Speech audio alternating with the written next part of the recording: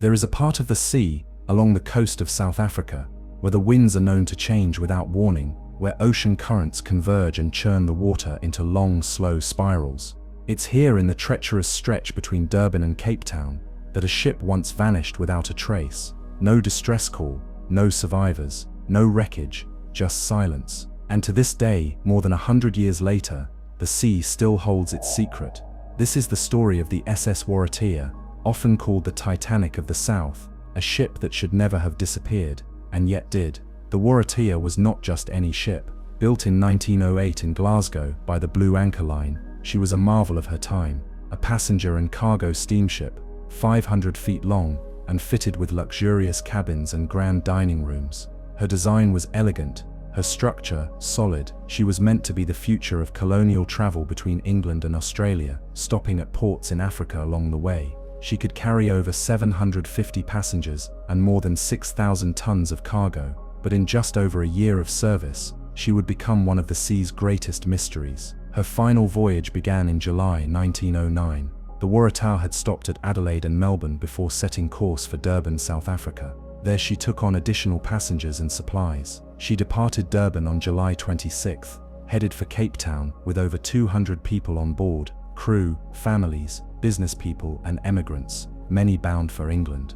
Alongside her sailed the Clan McIntyre, a cargo ship on a similar course. For several hours after leaving port, the two ships remained within sight of one another, the Waratah's two great funnels visible on the horizon, trailing black smoke across the sky. Then sometime on the second day, a squall rolled in, the clouds thickened, the wind grew sharp, and just like that, the Waratah vanished. The Clan McIntyre's crew kept watch, expecting to see the Waratah reappear after the storm passed. But she didn't. There were no distress signals, no flares, just the steady rhythm of the waves.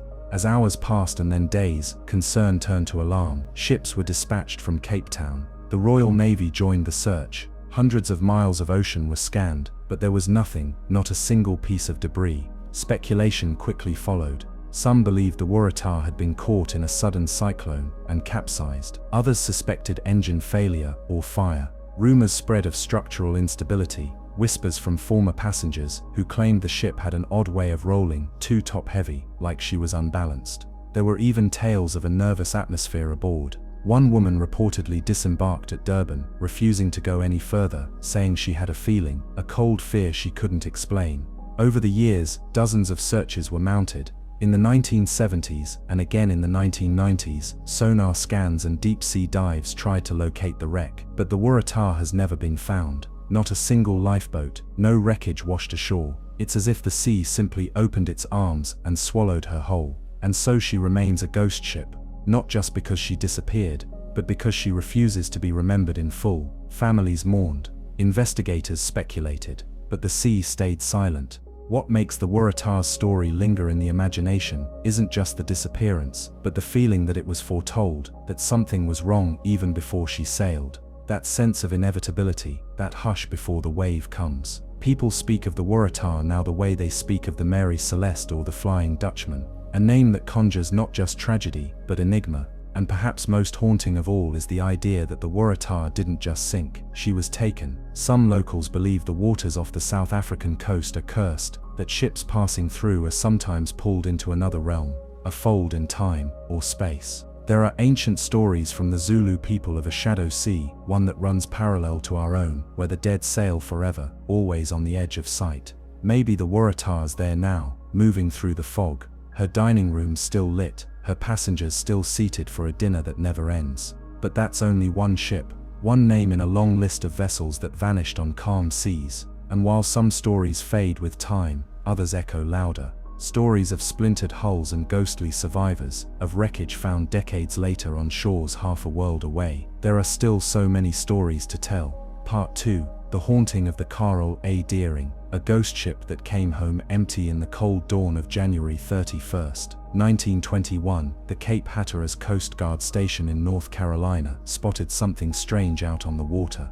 A 5-masted schooner, tall and eerily still, was aground at Diamond Shoals, a treacherous stretch of sandbars known to sailors as the graveyard of the Atlantic. The vessel looked battered but intact. Her sails were up, fluttering in the breeze. The sea was calm, and yet there were no signals, no movements, no signs of life. That ship was the Carl A. Deering. When rescue crews were finally able to board the vessel a few days later, what they found inside chilled them. The ship was entirely deserted. There was no sign of the captain, the crew, or even a struggle. The navigation equipment was missing. The logbook, the ship's wheel, the lifeboats, all gone. In the galley, a meal had been prepared but never eaten. It was as though the crew had simply vanished, leaving the ship to drift ashore on its own. The Carl A. Deering had sailed from Norfolk, Virginia, in August of 1920, bound for Rio de Janeiro with a cargo of coal. Her captain was William H. Merritt, a seasoned sailor, but he fell ill early in the voyage and was replaced by Captain W. B. Wormel. Alongside him were 10 crewmen, mostly Danish and Finnish nationals, and a first mate named Charles McClellan. From the beginning, reports suggested tension between Wormel and McClellan. In Barbados, the first mate reportedly complained bitterly about the captain, even saying that he'd kill him before it's over.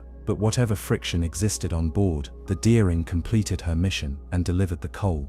On her return journey north, she was sighted by a lightship off Cape Lookout, North Carolina, on January 28, 1921. A man, not the captain, hailed the lightship operator and reported that the vessel had lost its anchors. Oddly, the crewman who hailed the lightship was not identified and didn't seem to know typical nautical protocol. The lightship keeper made a note of it, but was unable to report the odd communication because his radio was down due to storm damage. That was the last known contact with the Deering before she was found aground at Diamond Shoals, her decks empty and lifeboats missing.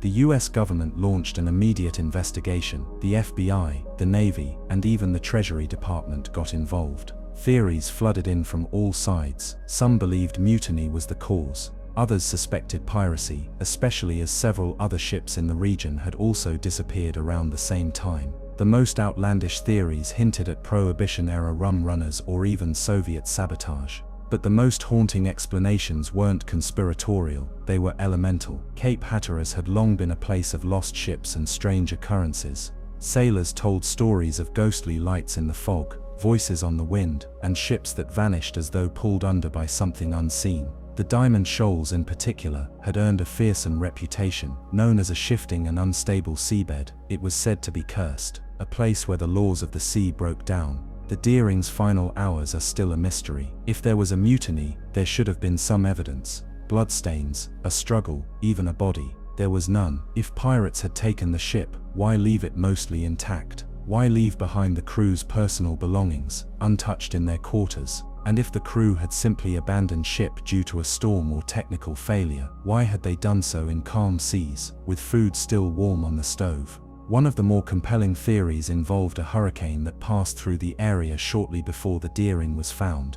Perhaps the storm had driven the vessel off course, and the crew, believing the ship was doomed, had taken to the lifeboats. But again, no lifeboats or bodies were ever found. Nothing floated ashore. No one was rescued. There was another strange coincidence. At nearly the same time, another vessel, the SS Hewitt, disappeared along the same route with no trace. The US government considered the possibility that the two disappearances were connected, but no link could ever be proven. The Deering was eventually deemed unsalvageable and deliberately burned at sea, her hull set alight and left to sink into the Atlantic. Her story, however, refused to disappear. For years afterward, locals along the Outer Banks reported strange lights out at sea, always near Diamond Shoals. Fishermen swore they saw a 5-masted schooner adrift in the early morning mist, vanishing when approached. Some claimed to hear phantom voices calling from the waves. Children grew up being told to stay away from the shore at night, or else the ghosts of the Deering's crew would come to claim them. There's something chilling about a ship that comes home empty, something unfinished. It suggests not just loss but interruption, a life caught mid-sentence. The Carl A. Deering remains one of the most enduring maritime mysteries in American history, her story preserved in government files, coastal folklore, and whispered legends. And while many explanations have been offered over the years, some rational, some strange, none have fully unraveled the truth.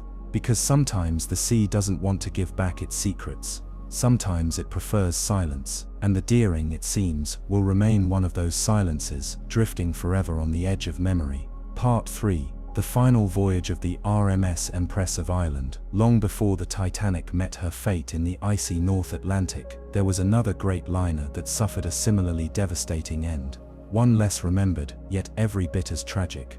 Her name was the RMS Empress of Ireland, a proud ship of the Canadian Pacific Steamship Company, built to carry passengers and mail across the Atlantic between Canada and Britain. Sleek, modern and swift for her time, she was a beacon of transatlantic ambition, a floating cathedral of brass, iron and glass. But on the night of May 28, 1914, the Empress of Ireland slipped beneath the dark waters of the St. Lawrence River in a matter of minutes, taking with her over 1,000 souls.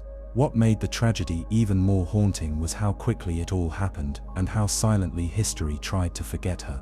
The Empress had departed from Quebec City just hours before, bound for Liverpool. On board were over 1,400 people, a mix of wealthy travelers, working-class immigrants, missionaries and crew.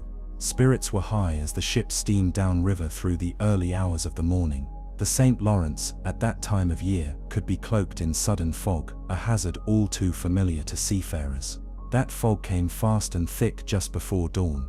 Visibility dropped to nothing. The ship's engines were ordered to half speed, then full stop. The captain, Henry Kendall, listened for the horns of other ships, eyes straining into the grey.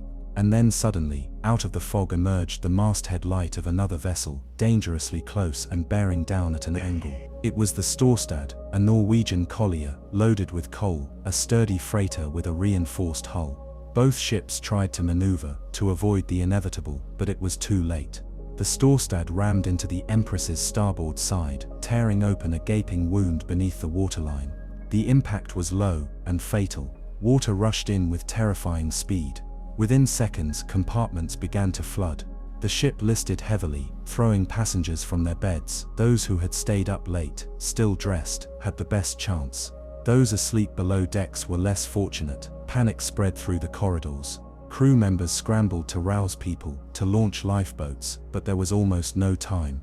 Within 14 minutes, the Empress of Ireland had rolled onto her side and disappeared beneath the river. Out of the more than 1,400 people on board, only 465 survived.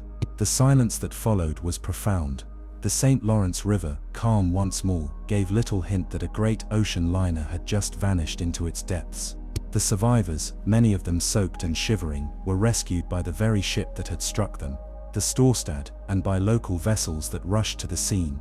In the days that followed, the tragedy dominated headlines in Canada and Britain. There were inquiries, accusations, testimonies. Captain Kendall, a respected officer, insisted the Storstad was at fault, having turned the wrong way in the fog.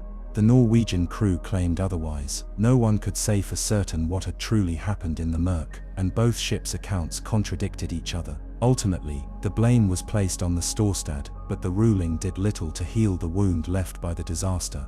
Among those lost were over 100 members of the Salvation Army traveling to a conference in London, their band instruments and banners found later, tangled in the wreck. Children were pulled from the river days later, whole families vanished, their names etched only into the stones of riverside memorials. And yet, in the broader memory of maritime tragedy, the Empress of Ireland slowly faded into obscurity, overshadowed by the fame of the Titanic 2 years earlier, and the coming horrors of the First World War. But beneath the St. Lawrence, her story remains. The wreck was discovered not long after the sinking, resting on her starboard side in the cold, dark silt of the riverbed. Divers over the years have explored her remains, navigating tight passageways and collapsed decks. Inside, they've found shoes still neatly placed near bed frames, rusted dishes set out on tables, even journals sealed in waterproof bags that somehow survived the pressure and the decades. For many, the Empress of Ireland is not just a wreck, she's a tomb. There's something especially haunting about the fact that such a large ship could be lost so close to shore, in a river rather than the open sea. It shatters the illusion of safety. It reminds us that even in familiar waters, the sea can take what it wants. Survivors describe the night as surreal. One moment, laughter and music in the saloons, the next screams and cold black water rising up the corridors.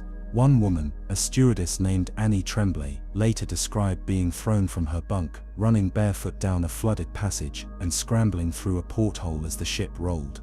She clung to a piece of debris until daylight, watching as shoes, furniture, and bodies drifted past in silence. She never sailed again. In the years since, the Empress has become a magnet for divers and maritime historians. Her story, though quieter than some, is no less powerful. It's a reminder that tragedy does not always rule. Sometimes it comes in the form of a low horn in the fog, a distant light that vanishes, or the cold stillness of water swallowing steel. She was the pride of the Canadian Pacific Fleet. She sailed with grace, carried stories, dreams, hopes, and then she was gone. No fanfare, no radio distress call, just the sound of rushing water and the sudden absence of what had been. But the sea remembers, and somewhere in the murky depths of the St. Lawrence, the Empress of Ireland still sleeps, her hull groaning softly in the current, her decks quiet, her halls echoing with voices long silenced. Her tale is one of loss, of human fragility, and of how even the mightiest ships can vanish in the blink of an eye, leaving behind only ripples and questions. Part 4. The vanishing of the HMS Erebus and Terror, lost in the ice in the high Arctic, where the sun disappears for months at a time, and the wind whispers through ice fields like ancient ghosts. 2 British ships once sailed into the unknown, and were never seen again. Or at least, not for a very long time. The disappearance of the HMS Erebus and HMS Terror remains one of the most haunting maritime stories ever told. These were not ordinary vessels. They were symbols of empire, pride, and scientific ambition, and yet they were swallowed by the cold silence of the Northwest Passage. The year was 1845. Sir John Franklin, a seasoned Arctic explorer nearing his 60s, was chosen to lead the most ambitious expedition Britain had ever launched to find the elusive sea route through the Arctic that would connect the Atlantic to the Pacific, the fabled Northwest Passage. The prize was great, a new trade route and national prestige. Franklin's ships were fitted with the latest technology. The Erebus and the Terror were refitted bomb ships, their hulls reinforced for Arctic ice, their decks packed with coal, food, and equipment for a multi-year voyage. They carried over 120 men, a full crew including scientists, naval officers, and sailors, all trained, confident, and fully expecting to return. And yet they never came back. The expedition set sail from England in May of 1845. It stopped briefly in Greenland, where several crew members were discharged due to illness and letters were sent home. The ships were last seen by European whalers in Baffin Bay in late July, moored to an ice floe and awaiting better conditions to press westward into the maze of Arctic islands. After that they disappeared. At first no one worried. It was expected that the expedition could take several years, but by 1848, with no word, the British Admiralty launched search missions. For over a decade, dozens of ships scoured the Arctic, searching for any trace of Franklin's expedition. Rewards were offered, rumors circulated. Inuit testimony pointed towards starvation and madness, and slowly, a terrible story began to unfold. Scattered relics were found along the western coast of King William Island, silverware engraved with officers' initials, a pair of boots, torn fabric. Notes hidden in cairns told part of the tale. One, dated April 1847, was hopeful. Franklin was still alive. The ships were wintering in good condition. But a second note, added a year later in frantic handwriting, told a darker story. Franklin had died. The ships had been abandoned. The surviving men were attempting to walk south to the Canadian mainland, hundreds of miles over ice and tundra. None made it. Inuit stories passed down for generations spoke of white men dragging sleds across the ice, thin and ragged, some driven mad by hunger. They spoke of ships trapped in the ice, slowly crushed, their masts rising like broken bones above the snow. There were rumors of cannibalism, confirmed decades later by forensic studies of recovered bones, cut marks indicating desperate attempts at survival. It was not the noble death of explorers. It was slow, cold, and terrible. And then for more than a century, silence. The Erebus and Terror became ghost ships in the truest sense, long lost, drifting through fog, their fates unknown. Expeditions continued to search, but the Arctic kept its secret well. Some even believed the ships had sunk far out at sea, never to be seen again. But in 2014, nearly 170 years after their disappearance, a breakthrough came. Using sonar scans and Inuit oral history, a Canadian expedition discovered the wreck of the Erebus in a shallow bay off the coast of King William Island. 2 years later, The Terror was found as well, almost perfectly preserved in the icy waters of Terror Bay, her decks intact, her hull resting upright on the seafloor, as though waiting to sail again. The discovery stunned the world. Cameras sent inside revealed boots still resting beside bunks, dishes stacked neatly on shelves, and windows looking out into eternal darkness. It was as if time had paused the moment the ice closed in. The cold had preserved their story in silence. Yet even with the wrecks discovered, questions remain. Why did the ships move from where they were originally abandoned? Did some of the men attempt to return to the vessels later on, hoping to refloat them? Why were the ships so far south of their last known positions? And what truly happened during those final days? As the Arctic night closed in and hope began to fade, there is a special kind of fear in stories like this, not of sudden violence or storm-driven disaster, but of slow unraveling, of men caught in a place they could not understand, surrounded by cold that never ended, and silence that never spoke back. The Arctic did not kill them in a single blow. It waited quietly until resolve turned to desperation, and desperation to despair. And through it all, the ships waited too, silent in the ice, with their sails furled and decks abandoned, holding the final moments of 100 lives like a secret too heavy to tell. Today, the Erebus and Terror are protected heritage sites, watched over by the Canadian government and Inuit guardians. They are monuments not just to exploration, but to the cost of hubris and the fragility of human endurance. People still visit the region, fly over it in helicopters or paddle near the wreck sites, staring into the icy water hoping for a glimpse of timber, of iron, of history frozen in place. Some say the ships still whisper at night, their timbers creaking in the shifting currents beneath the ice. That if you listen closely on certain evenings, when the wind dies down and the aurora flickers green across the sky, you can hear the echoes of footsteps on wooden decks, voices calling out in the cold, and the mournful groan of hulls trapped forever in the sea. It is a story that doesn't end, a mystery that keeps giving back its pieces, slowly, like ice melting under the weight of memory. The Erebus and Terror were found, but the full truth of their voyage, the choices, the fears, the final nights, may never fully surface. They remain part of the Arctic now, part of its long breath and silence, lost, and yet never quite gone. Part 5, The Mystery of the SS Baie-Chaimo, the ship that refused to sink in the shadowy pages of maritime legend. Few tales are as eerie and enduring as that of the SS Baie-Chaimo, a ghost ship that defied all odds by surviving decades in the icy grip of the Arctic, without a crew. Her story is not one of violent catastrophe or sudden disaster, but of slow abandonment, inexplicable resilience, and repeated reappearances that left witnesses astonished and unnerved. She was a ship that simply refused to die. The Baie-Chaimo was a steel-hulled cargo steamer, built in Sweden in 1914, and originally christened the Ångermanälven. During the First World War, she served in the Baltic before being acquired by the Hudson's Bay Company in 1921, and renamed. The Baie-Chaimo was then stationed in the Canadian Arctic, plying the treacherous waters along the northern coast, transporting furs, goods and supplies between isolated Inuit communities, and trading posts from Vancouver to the Northwest Territories. For years she braved ice-packed channels and brutal storms, becoming a lifeline for remote settlements. By 1931, the Baie-Chaimo was nearing the end of her expected service life. That year, on what would be her final official voyage, she found herself trapped by pack ice near Barrow, Alaska, now known as Utqiagvik, the northernmost city in the United States. She had just completed a trade run, her cargo hold full of valuable furs, when early winter ice closed in sooner than expected.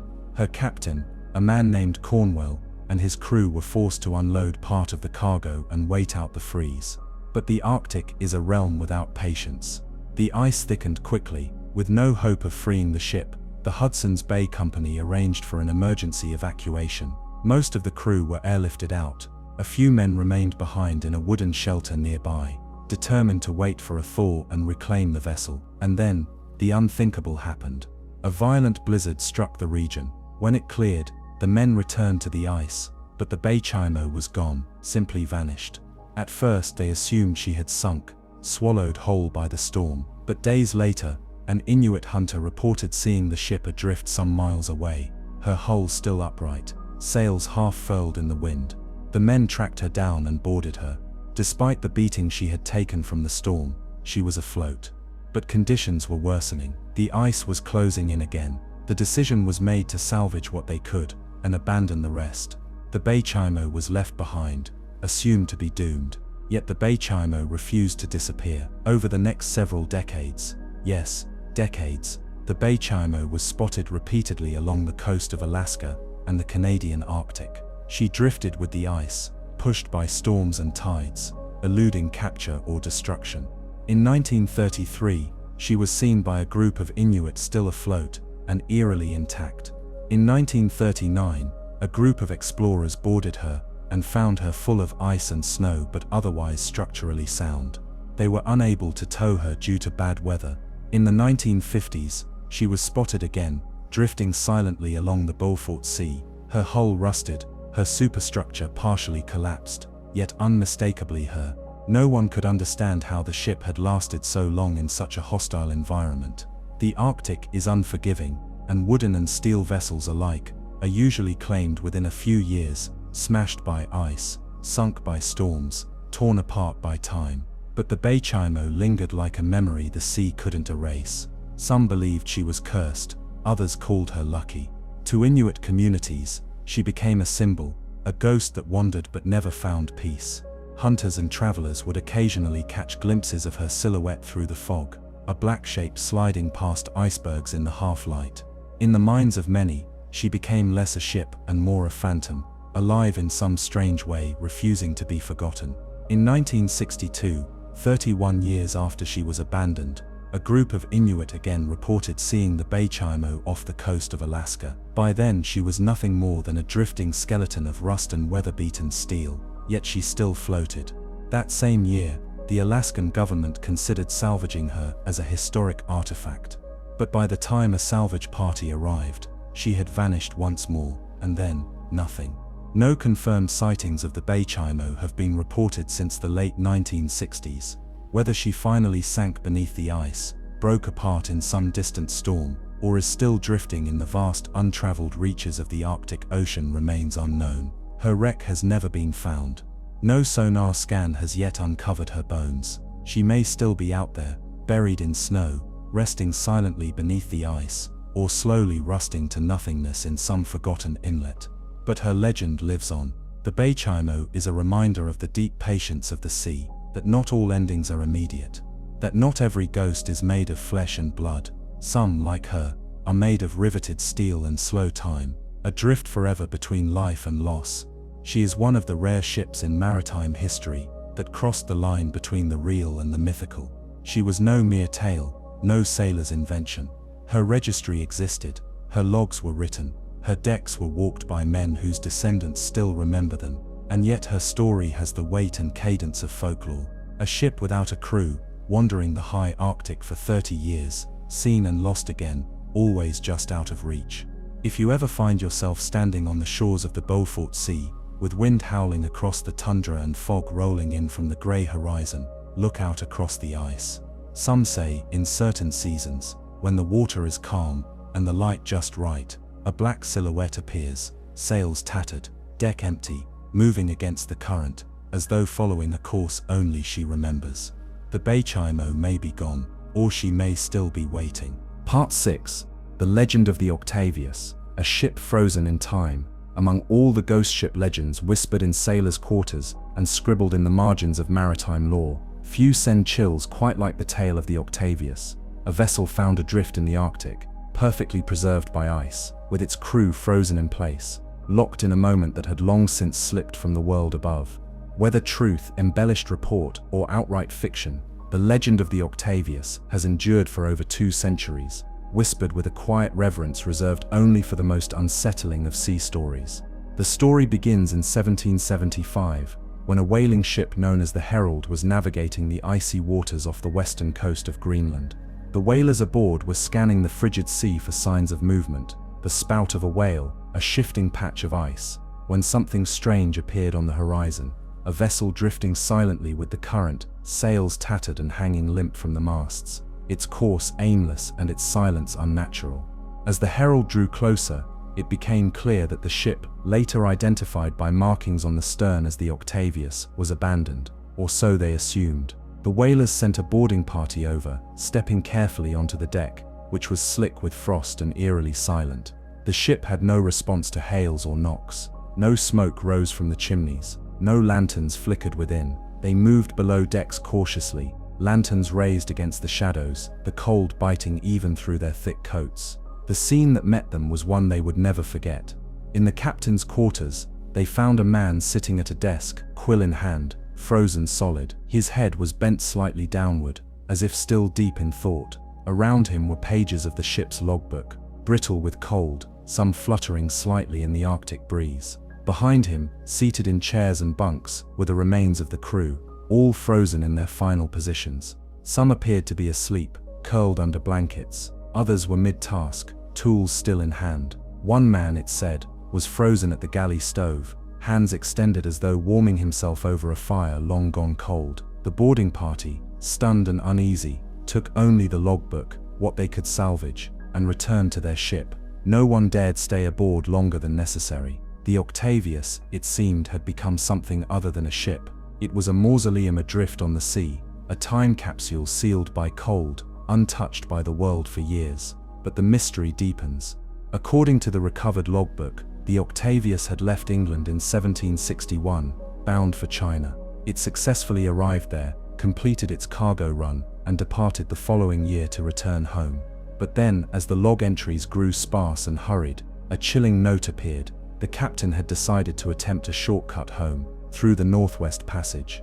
At the time, the Northwest Passage was a cartographer's dream and a sailor's nightmare. Little was known of the region beyond stories of ice fields that stretched for miles, shifting without warning, swallowing ships whole. To sail through it was to gamble with fate, and yet the captain of the Octavius had tried.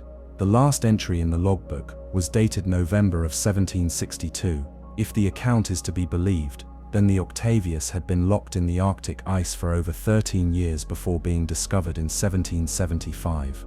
And here is where the tale becomes almost too strange to believe. The ship, it said, had completed the Northwest Passage while frozen, carried slowly by ice and current, from the eastern side of the Arctic all the way to the west, where it was found adrift near Greenland. That detail, if true, would make the Octavius the first vessel to ever complete the Northwest Passage, though no one survived to claim the accomplishment. But as with many stories from the sea, separating fact from folklore is difficult. No verified ship registry for an Octavius from that era exists, and the original logbook, the alleged proof, was never officially archived. Some historians believe the story may have originated from a distorted telling of another real event, the discovery of the globe, another ship found adrift in Arctic waters with her crew dead from exposure. Still, the Octavius legend has taken on a life of its own.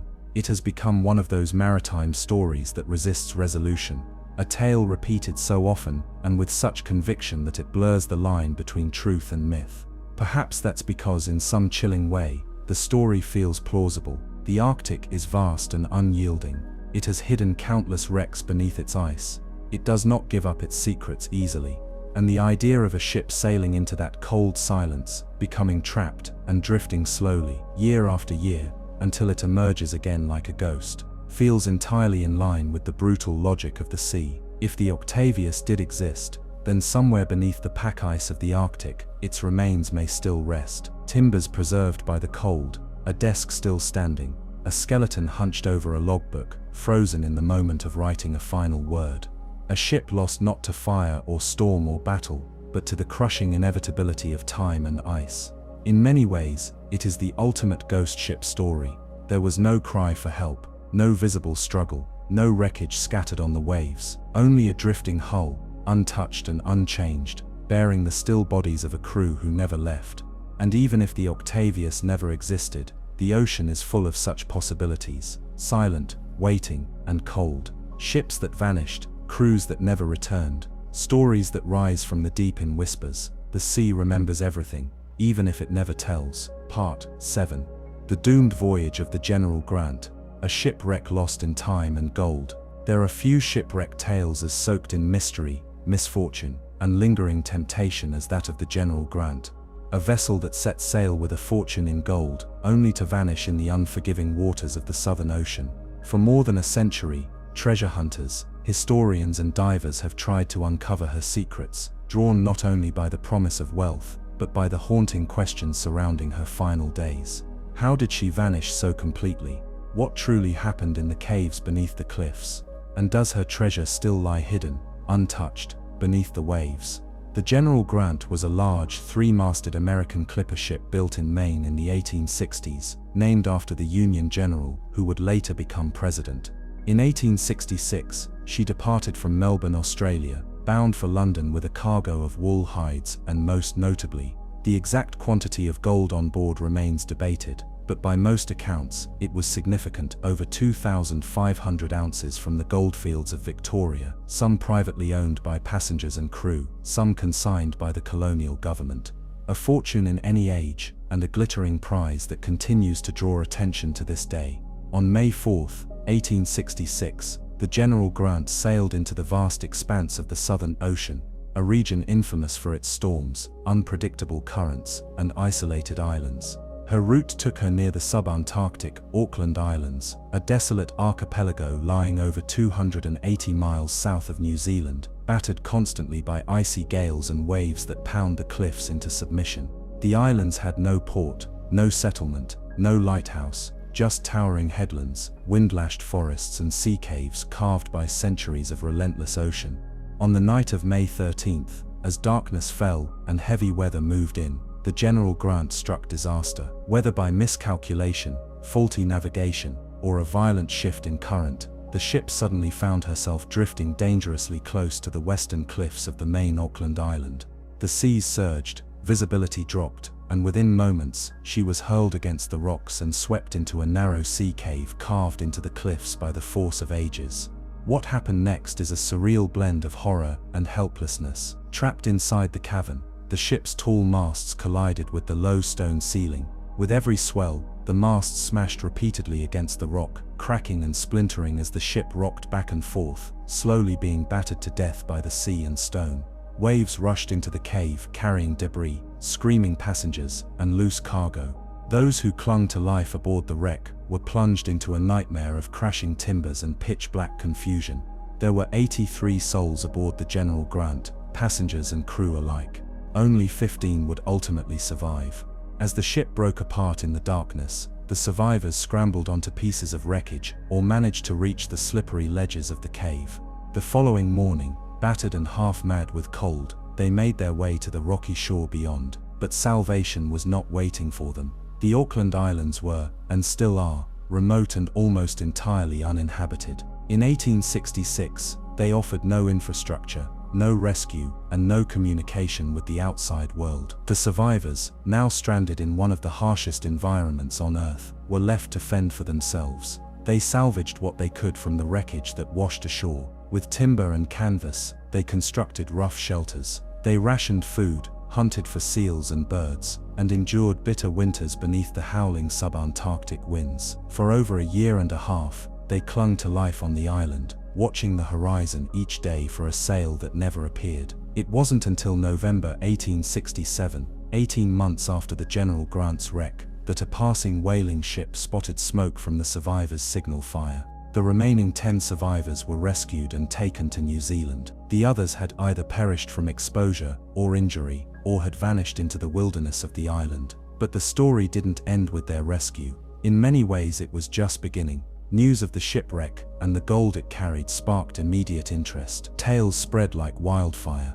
Stories of chests filled with sovereigns, bags of nuggets secreted in the passengers' quarters, and government consignments of bullion. The value of the treasure was estimated at tens of thousands of pounds, a fortune in 19th century terms, and easily worth tens of millions today. And so the treasure hunters came. Within a few years of the wreck, salvage expeditions began arriving in the Auckland Islands. They faced the same challenges as the survivors: frigid waters, treacherous surf, and a vast underwater cave system that made diving operations nearly impossible. In the 19th century, with primitive equipment and limited diving technology, most efforts ended in failure. As the decades passed, technology improved, but the challenges remained. Even into the 20th century, expeditions reported struggling against fierce tides, erratic weather, and dangerous diving conditions. Many claim to have found parts of the wreck, pieces of timber and iron fittings. A few even reported recovering small artifacts. But the gold itself remained elusive, as though the island was guarding it with jealous resolve. Then as now, debate persisted. Had the gold washed out to sea, buried beneath sand and rock? Was it still hidden deep within the underwater cave, protected by a labyrinth of stone and darkness? Or had it been secretly recovered by early salvage crews who quietly vanished without reporting their find? The story of the General Grant became something larger than the wreck itself. It became a legend, not just a tale of treasure, but a haunting saga of isolation, survival, and the unforgiving nature of the sea. The survivors spoke of the psychological torment of waiting, of watching ship after ship sail past without noticing them, of friends slowly dying beside them, and of the cold, always the cold, seeping into their bones, refusing to let them forget where they were. Today, the Auckland Islands are a protected nature reserve, administered by the New Zealand government. Visits are tightly controlled, and diving operations require special permission. But still, every few years, a new expedition sets out, equipped with sonar, submersibles, and hope, determined to be the ones who finally solve the riddle of the General Grant. Some are drawn by the potential fortune, others by the mystery, and perhaps that's what keeps this story alive. The idea that somewhere, hidden in the freezing waters beneath a forgotten cliffside cave, rests a ship frozen in time, her masts long gone, her decks rotted, but her secrets still intact. The gold may be real, it may not, but the General Grant is more than treasure. It is a ghost of empire and ambition, a story carved into the sea, waiting for someone to finish it, and until then she waits in the dark. Part 8. The final journey of the HMS Erebus and HMS Terror vanished into ice. The story of the HMS Erebus and HMS Terror is not merely a tale of two ships lost at sea. It is a tragic saga of exploration, ambition, and endurance pushed beyond the limits of human survival. This is a story set in the coldest corners of the earth, where ice consumes iron, where the sun disappears for months at a time, and where the silence is so deep it feels like a weight. It is one of the most haunting maritime mysteries in history, the Lost Franklin expedition. The year was 1845. The British Empire was at the height of its power. Steam engines were revolutionizing industry. Maps of the known world were being completed. And yet one blank space remained: the Northwest Passage, a fabled sea route linking the Atlantic and Pacific Oceans through the Arctic archipelago of northern Canada. It had eluded explorers for centuries, claiming countless lives, but the Royal Navy was determined to chart it once and for all. To accomplish this feat, they commissioned two of the most formidable ships in their fleet, HMS Erebus and HMS Terror. Both were recently retrofitted with reinforced hulls for ice navigation and equipped with steam engines adapted from locomotives, a radical technology for the time. The ships carried years' worth of supplies, including tinned food, coal, a library, and luxuries like silverware and wine. The expedition's leader was Sir John Franklin, a veteran Arctic explorer and a national hero. With 129 officers and crew, the expedition was the most prepared and modern of its kind. The Erebus and Terror set sail from Greenhithe, England, on May 19, 1845. Spirits were high, crowds cheered them off. From England, the expedition sailed across the Atlantic, stopping in Greenland for final provisions, where 5 men were sent home due to illness. From there, the remaining 129 disappeared into the Arctic, never to return. For over a decade, nothing was heard from the expedition. The silence became unbearable. The British public, once confident in its success, turned anxious. In 1848, search parties were dispatched and would continue to be sent in various forms for the next 2 decades. Dozens of ships scoured the Arctic. Rewards were offered, stories from Inuit hunters were collected and scrutinized, yet no conclusive answers were found. Then in 1859, a breakthrough came. A search party led by Francis McClintock found a small cairn on King William Island. Inside was a single sheet of paper, the first and only official written record left behind by the expedition. It revealed that both ships had become trapped in ice in 1846, near the same island where the note was found. They had remained stuck for over a year. In April of 1848, the surviving crew, 105 men, had abandoned the ships, attempting to march south towards safety. Sir John Franklin, it noted, had died in June 1847. But that was only part of the story. What happened during those final 2 years in the ice? What conditions drove the men to leave the safety of their ships? How did so many perish in a place where others, like the Inuit, had managed to survive for centuries? The answers lay in fragments, stories passed down from the Inuit, bones found scattered along the coastline, and abandoned campsites preserved by the cold. Many of the skeletons bore marks of extreme malnutrition, others showed signs of lead poisoning, possibly from poorly soldered tin cans, and some horrifyingly revealed evidence of cannibalism, butcher marks on bones, clean fractures made to extract marrow. These findings painted a picture of utter desperation. The march south was a journey into oblivion. The terrain was brutal, snow-covered, ice-choked, and without shelter or wildlife. The men pulled their sledges themselves, loaded with food, weapons, and belongings. As they died, they were buried in shallow graves or left where they fell, often frozen in their final pose. For over 160 years, the location of the two ships remained one of the greatest unsolved mysteries of maritime exploration. Search after search failed to find any trace of them beneath the ice. Then in 2014, the HMS Erebus was found. A Parks Canada team, using side-scan sonar and information from Inuit oral history, located the wreck in Queen Maud Gulf, just west of King William Island. She was remarkably well preserved, sitting upright in shallow waters. Artifacts recovered from the site confirmed her identity beyond doubt: brass buttons, dining ware, and even a bell engraved with her name. 2 years later, in 2016, the HMS Terror was discovered 45 miles away, in Terror Bay. Even more astonishingly, she appeared to be in near-perfect condition. Her hatches were closed, windows intact, and the interior seemingly undisturbed. It was as if she had been deliberately abandoned and sealed, a time capsule waiting to be opened.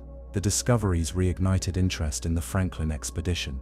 More than a century of mystery had not dulled the public's fascination. The wrecks offered the possibility of uncovering long-lost journals, preserved artifacts, and perhaps even human remains that could shed light on the final days of the men aboard. Yet the emotional weight of the story remains. These were not reckless adventurers. They were trained seamen, scientists, cartographers, men who believed they were on the edge of discovering something magnificent. They died not from a single misfortune, but from a slow, unraveling series of catastrophes: a trapped ship, a failed escape, illness, starvation, and cold. Today, the wrecks of Erebus and Terror are protected as national historic sites. Researchers work carefully, preserving artifacts and respectfully studying the remains. Inuit communities are deeply involved in the stewardship of the sites, their ancestors having watched the final chapters of the expedition unfold. The story of the Franklin expedition continues to evolve as new discoveries emerge. It is a reminder of the terrible beauty of exploration, the hunger to know what lies beyond, the risks we take to chase it, and the power of nature to both preserve and erase. In the stillness of the Arctic, the ships now rest beneath clear, frigid water. Their decks are silent, their sails long vanished, but within their timbers lie the echoes of voices, footsteps, laughter, and prayers. The Erebus and Terror were lost, but their story was never forgotten. And now, thanks to the sea's strange mercy, it is being told once again. Part 9, The Luxury That Never Arrived. The shipwreck of the RMS Republic. Among the vast collection of shipwrecks that sleep beneath the surface of our oceans, few spark as much intrigue as the RMS Republic, not because of how she was lost, but because of what she may have taken with her to the bottom. In many ways, the Republic is a prelude to the Titanic, an opulent ocean liner, modern for its time, proud and strong, that was brought down by a collision and wrapped forever in speculation. But unlike the Titanic, the story of the Republic has remained shrouded not just in tragedy, but in the persistent allure of lost gold. The RMS Republic was a steam-powered ocean liner, operated by the White Star Line, the very same company that would later operate the Titanic. Launched in 1903, the Republic was the pride of the line's Boston service, a gleaming white-hulled ship, 585 feet long, equipped with the latest technology, and capable of carrying over 2,000 passengers and crew. She was more than just a ship, she was a floating palace, boasting lavish interiors, electric lighting, and first-class amenities designed to attract America's elite and European aristocracy.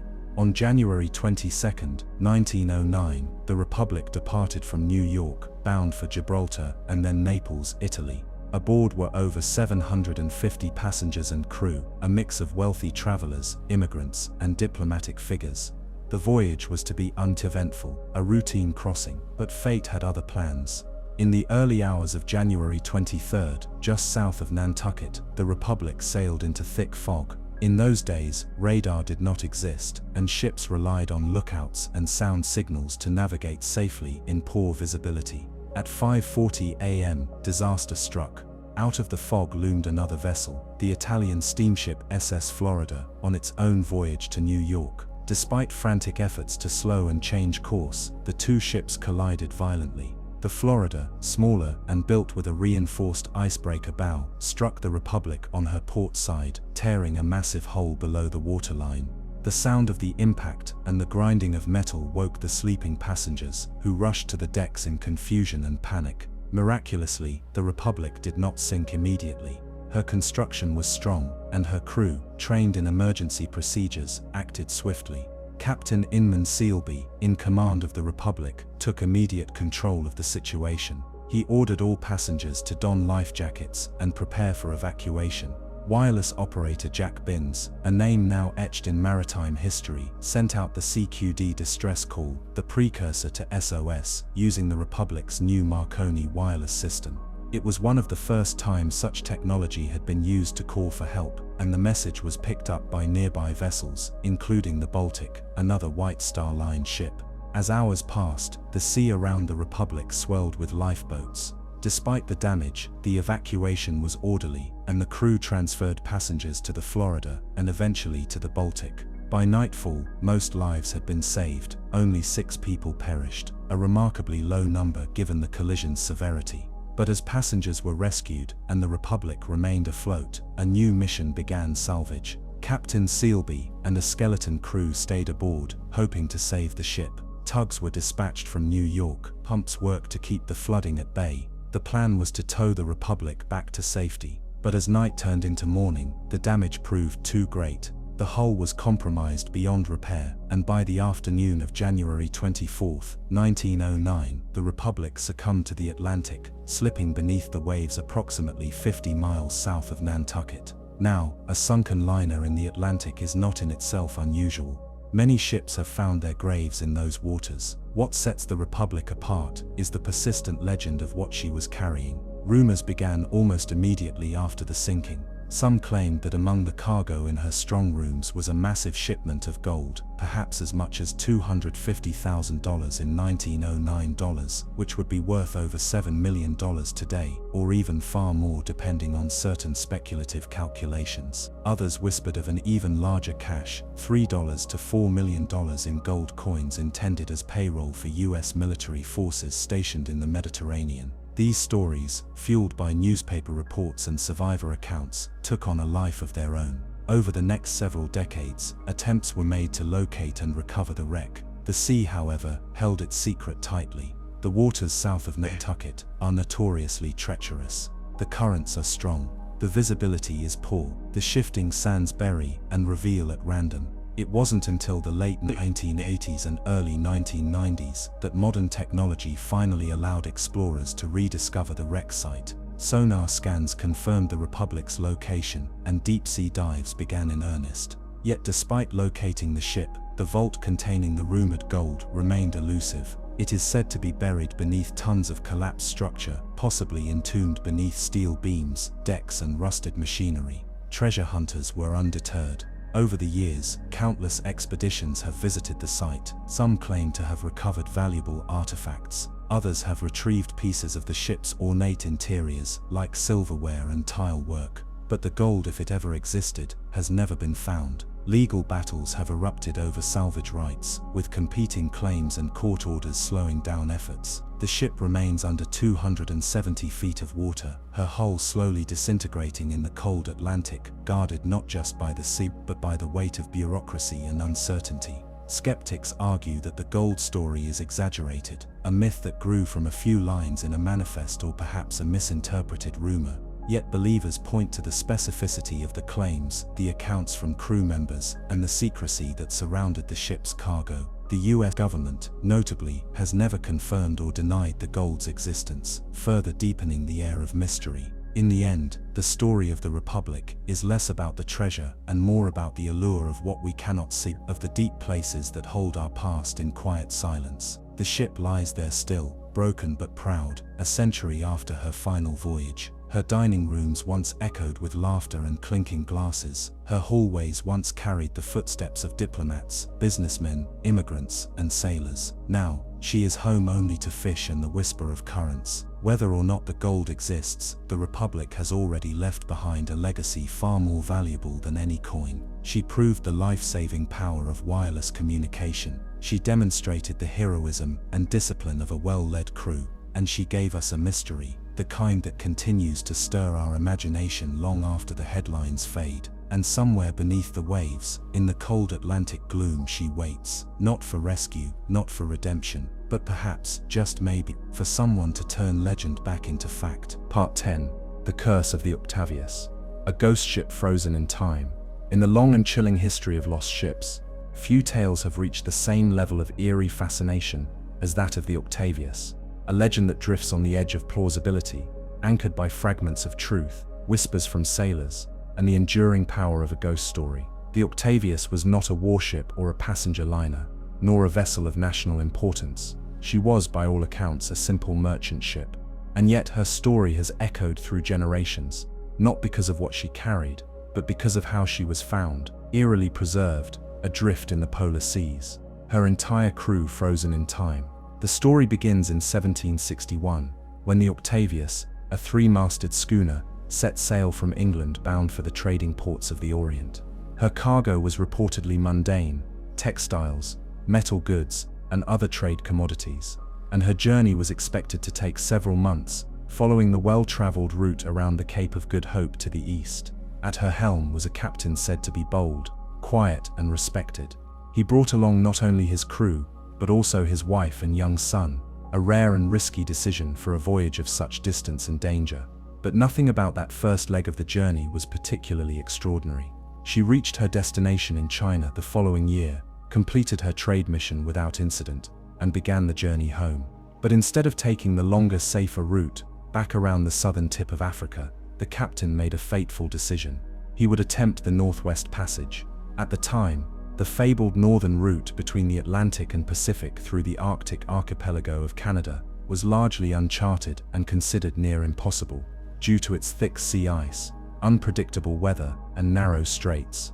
Many had tried, many had failed, but the reward for success was enormous, a dramatically shorter route home, promising riches and glory. And so the Octavius turned north, into waters seldom sailed, and vanished from history. Years passed. No word arrived. No sightings were reported. The Octavius was declared lost. Like so many other ships before her, most assumed she had succumbed to the ice, trapped and crushed like so many wooden vessels that dared challenge the polar seas. And for over a decade, the name Octavius faded into obscurity. Then in 1775, a British whaling vessel named the Herald encountered a strange sight in the icy waters west of Greenland. The sea was calm, the fog dense, and visibility low. As the Herald sailed cautiously through drifting icebergs and patches of mist, the lookout spotted a silhouette emerging from the haze. A ship, silent, ghostly, and adrift. As they approached, it became clear this was no modern vessel. Its sails were tattered, bleached by sun and salt. The rigging hung loose in places, frozen stiff in others. The hull bore signs of age and weathering, but it was not broken. The ship was drifting, not wrecked. It was intact. The boarding party from the Herald approached with caution, calling out to the ghost ship. No answer. The decks were eerily quiet. The air around the vessel felt colder than it should have. Some hesitated. Others pressed on, curiosity overcoming fear. Climbing aboard, they found what has since become one of the most unsettling scenes in maritime lore. The ship's deck was coated in a thin crust of ice, as if frost had claimed it over and over again. Snow dusted the wood, but no footprints marred it. Below deck, the sailors discovered the crew, or what was left of them. Bodies frozen solid, seated at tables, lying in bunks, some still at their workstations. No sign of a struggle, no blood, no violence, just an eerie stillness, as if they had all simply fallen asleep, never to awaken. In the captain's cabin, the story became even more chilling. At a wooden desk, still seated upright, was the captain himself. His hands were stiff, one holding a pen, the other resting on a weathered leather-bound logbook. His face, they said, was calm, eyes closed, a coat draped over his shoulders. His wife and son were nearby, also frozen, wrapped in blankets, their expressions undisturbed by pain or fear. The logbook told the final fragments of the Octavius's story. The last entry was dated November 11, 1762, 13 years before the ship was found. The coordinates listed in the entry placed the Octavius deep within the Canadian Arctic, far west of where she now floated.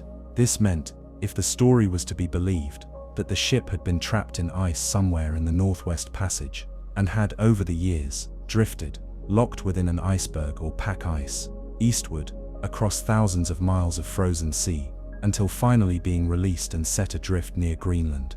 The crew of the Herald did not linger. They took the logbook and left the rest untouched, fearful of disturbing whatever unnatural force had claimed the ship. Some believed it was cursed, others simply too tragic to bear.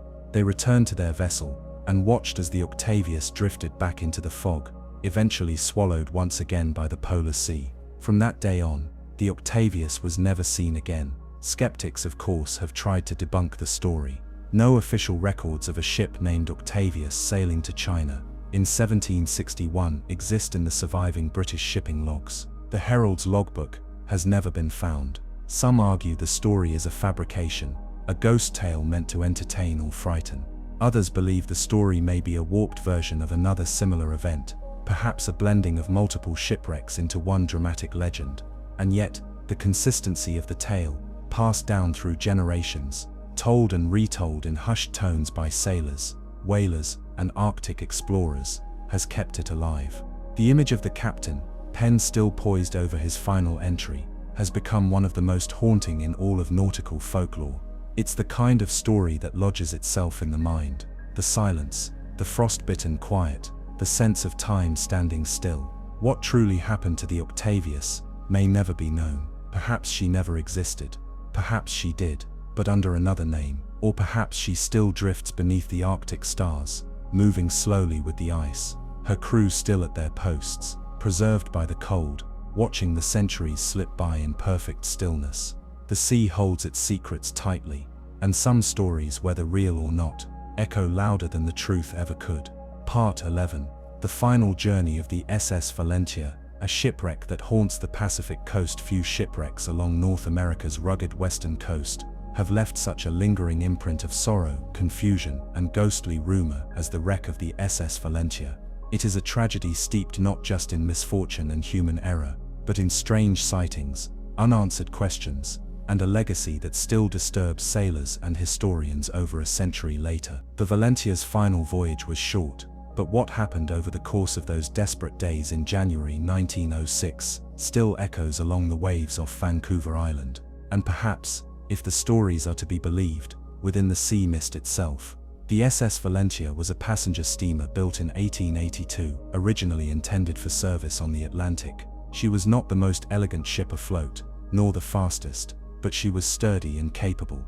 With a steel hull and wooden superstructure, the Valentia was a workhorse plying regular routes between San Francisco and ports in the Pacific Northwest. At the time, steam travel was still seen as something daring and grand, yet it was also treacherous. Maritime safety regulations were in their infancy, and navigation along the west coast of North America was a particular challenge, thanks to sharp, jagged coastlines, strong Pacific currents, and erratic weather patterns. On January 20, 1906, the Valentia departed San Francisco bound for Seattle. Aboard were around 170 souls, including crew members and passengers, a mixture of businessmen, immigrants, women and children. The weather at departure was overcast but calm, and most expected a routine voyage. But the Valentia was already operating under several disadvantages. Her captain, Oscar Johnson, was experienced, but unfamiliar with the route's most hazardous areas. Her charts were outdated, and her life-saving equipment, lifeboats, rafts and signaling devices, were insufficient and poorly maintained.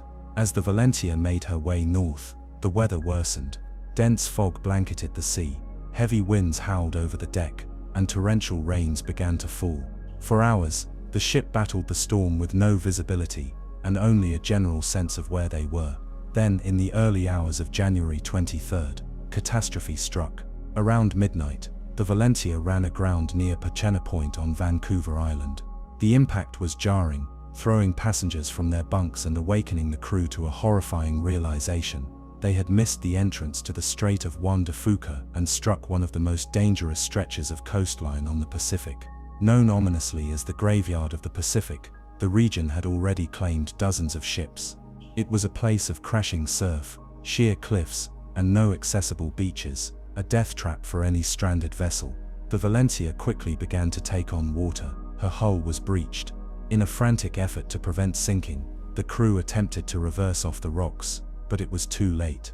The sea pounded the vessel, smashing it repeatedly against the reef.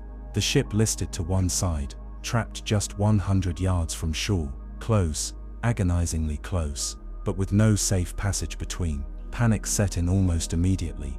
Passengers scrambled to the deck in their nightclothes, clutching their children, crying out for help. Captain Johnson tried to organize a lifeboat launch, but the storm rendered the task nearly impossible.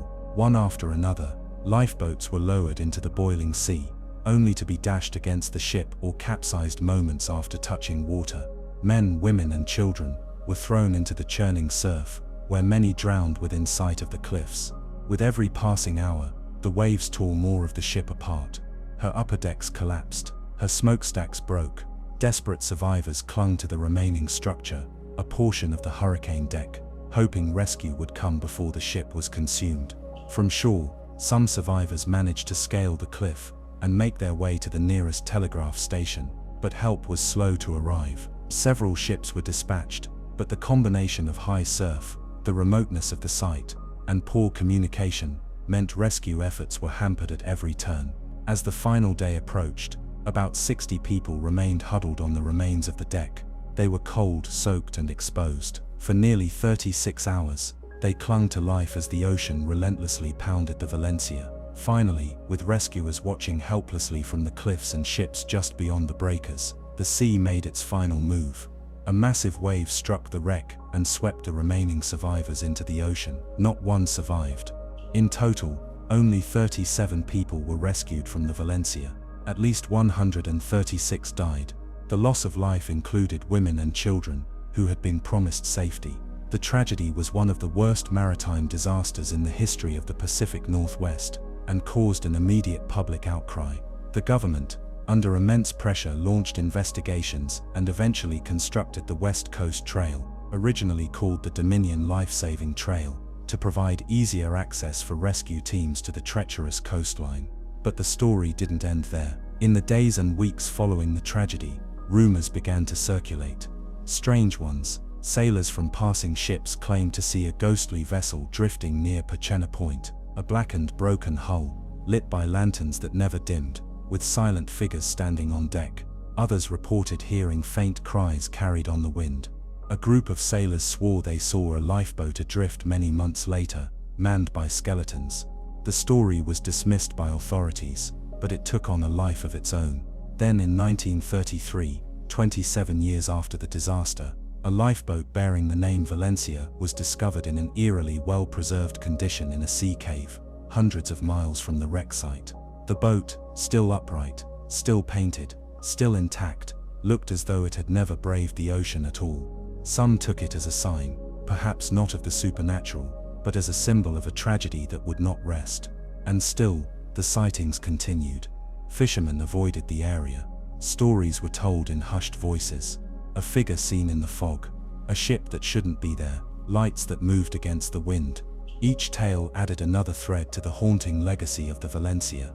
Even today, standing on the cliffs of Vancouver Island, looking out at the jagged black rocks and thunderous surf, it's not hard to imagine what the passengers of the Valencia saw in their final moments. The hopelessness of the shore, the violence of the sea, and the silence that follows tragedy. The wreck of the Valencia is more than a maritime disaster. It's a cautionary tale about arrogance and oversight, about nature's fury, and about the thin line between order and chaos at sea.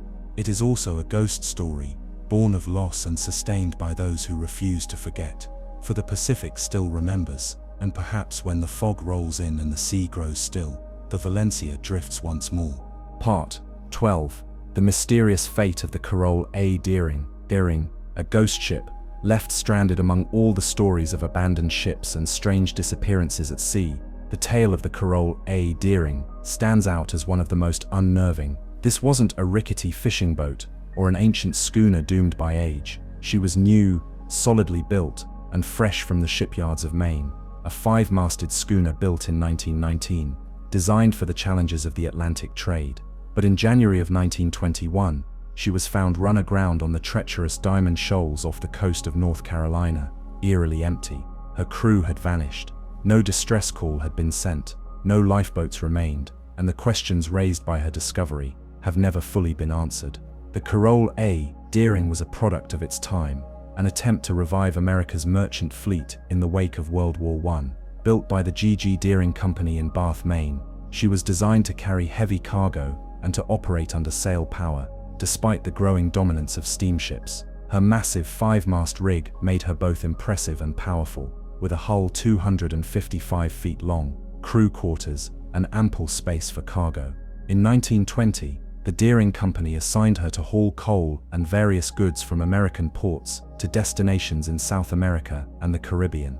Her final voyage began in August of 1920, her destination Rio de Janeiro, Brazil, carrying a cargo of coal. The ship's original captain, William H. Merritt, had to step down just before departure due to sudden illness, and his place was taken by Captain Willis B. Wormel, a seasoned sailor in his 60s who had spent years at sea. The crew was made up of a mix of nationalities, including Scandinavians and a few Americans, none of whom had served with Wormel before.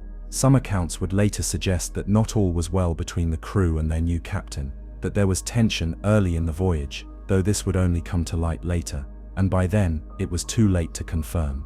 The Deering arrived in Rio without incident in September and successfully unloaded her cargo. Captain Wormel reportedly met with an old friend there, a fellow sea captain named Goodwin. During their conversations, Wormel allegedly expressed frustration with his crew, describing them as unruly and difficult to manage. He reportedly confided that he didn't trust his first mate, Charles McClellan, and that the man had been insubordinate during the voyage. These reports were dismissed at the time as the usual frustrations of long voyages, but they would later seem more ominous in hindsight. After completing the delivery, the Deering left Rio and began her return journey to the United States. Along the way, she made a brief stop in Barbados for supplies and repairs. There, more strange interactions were noted. McClellan, the first mate, was said to have gotten drunk and complained to a local official about Captain Wormel's competence and behavior, accusing him of being old and unfit to command. This altercation led to his arrest, but Wormel intervened and bailed him out, allowing him to rejoin the ship. It's a moment that lingers in the historical record, suggesting a fractured command structure and rising tension aboard. The last confirmed sighting of the Carole A. Deering occurred on January 28, 1921. The ship was spotted by the Cape Lookout lightship off the coast of North Carolina. A man, not the captain, used a megaphone to communicate with the lightship crew, reporting that the ship had lost its anchors and requesting that this be relayed to the ship's owners.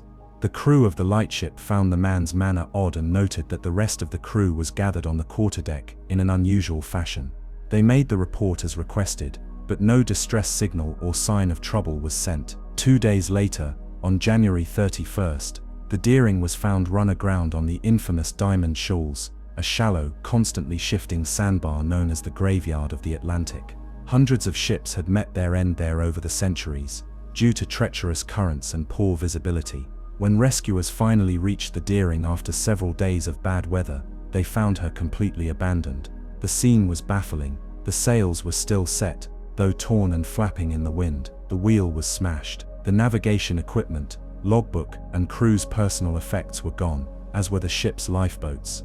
The galley appeared as if it had been left in a hurry, a meal half-prepared, utensils scattered. There was no sign of violence, no indication of struggle, no blood, no bodies. Just a fully functioning ship, empty. The US Coast Guard began a formal investigation into the disappearance. It quickly ballooned into one of the most mysterious maritime cases in American history. Multiple federal agencies got involved, including the FBI, the Department of Justice, and the Department of State. Theories abounded. Some believed that the crew had mutinied, that McClellan and others, fed up with the captain, had taken control of the ship and abandoned it. But why would they sail the vessel into danger and then leave it to crash? Others speculated that the crew might have been taken by pirates, though no signs of robbery or looting were found. Prohibition was in full swing at the time, and some rumors suggested the ship had been hijacked by rum runners or smugglers looking to use it for covert transport.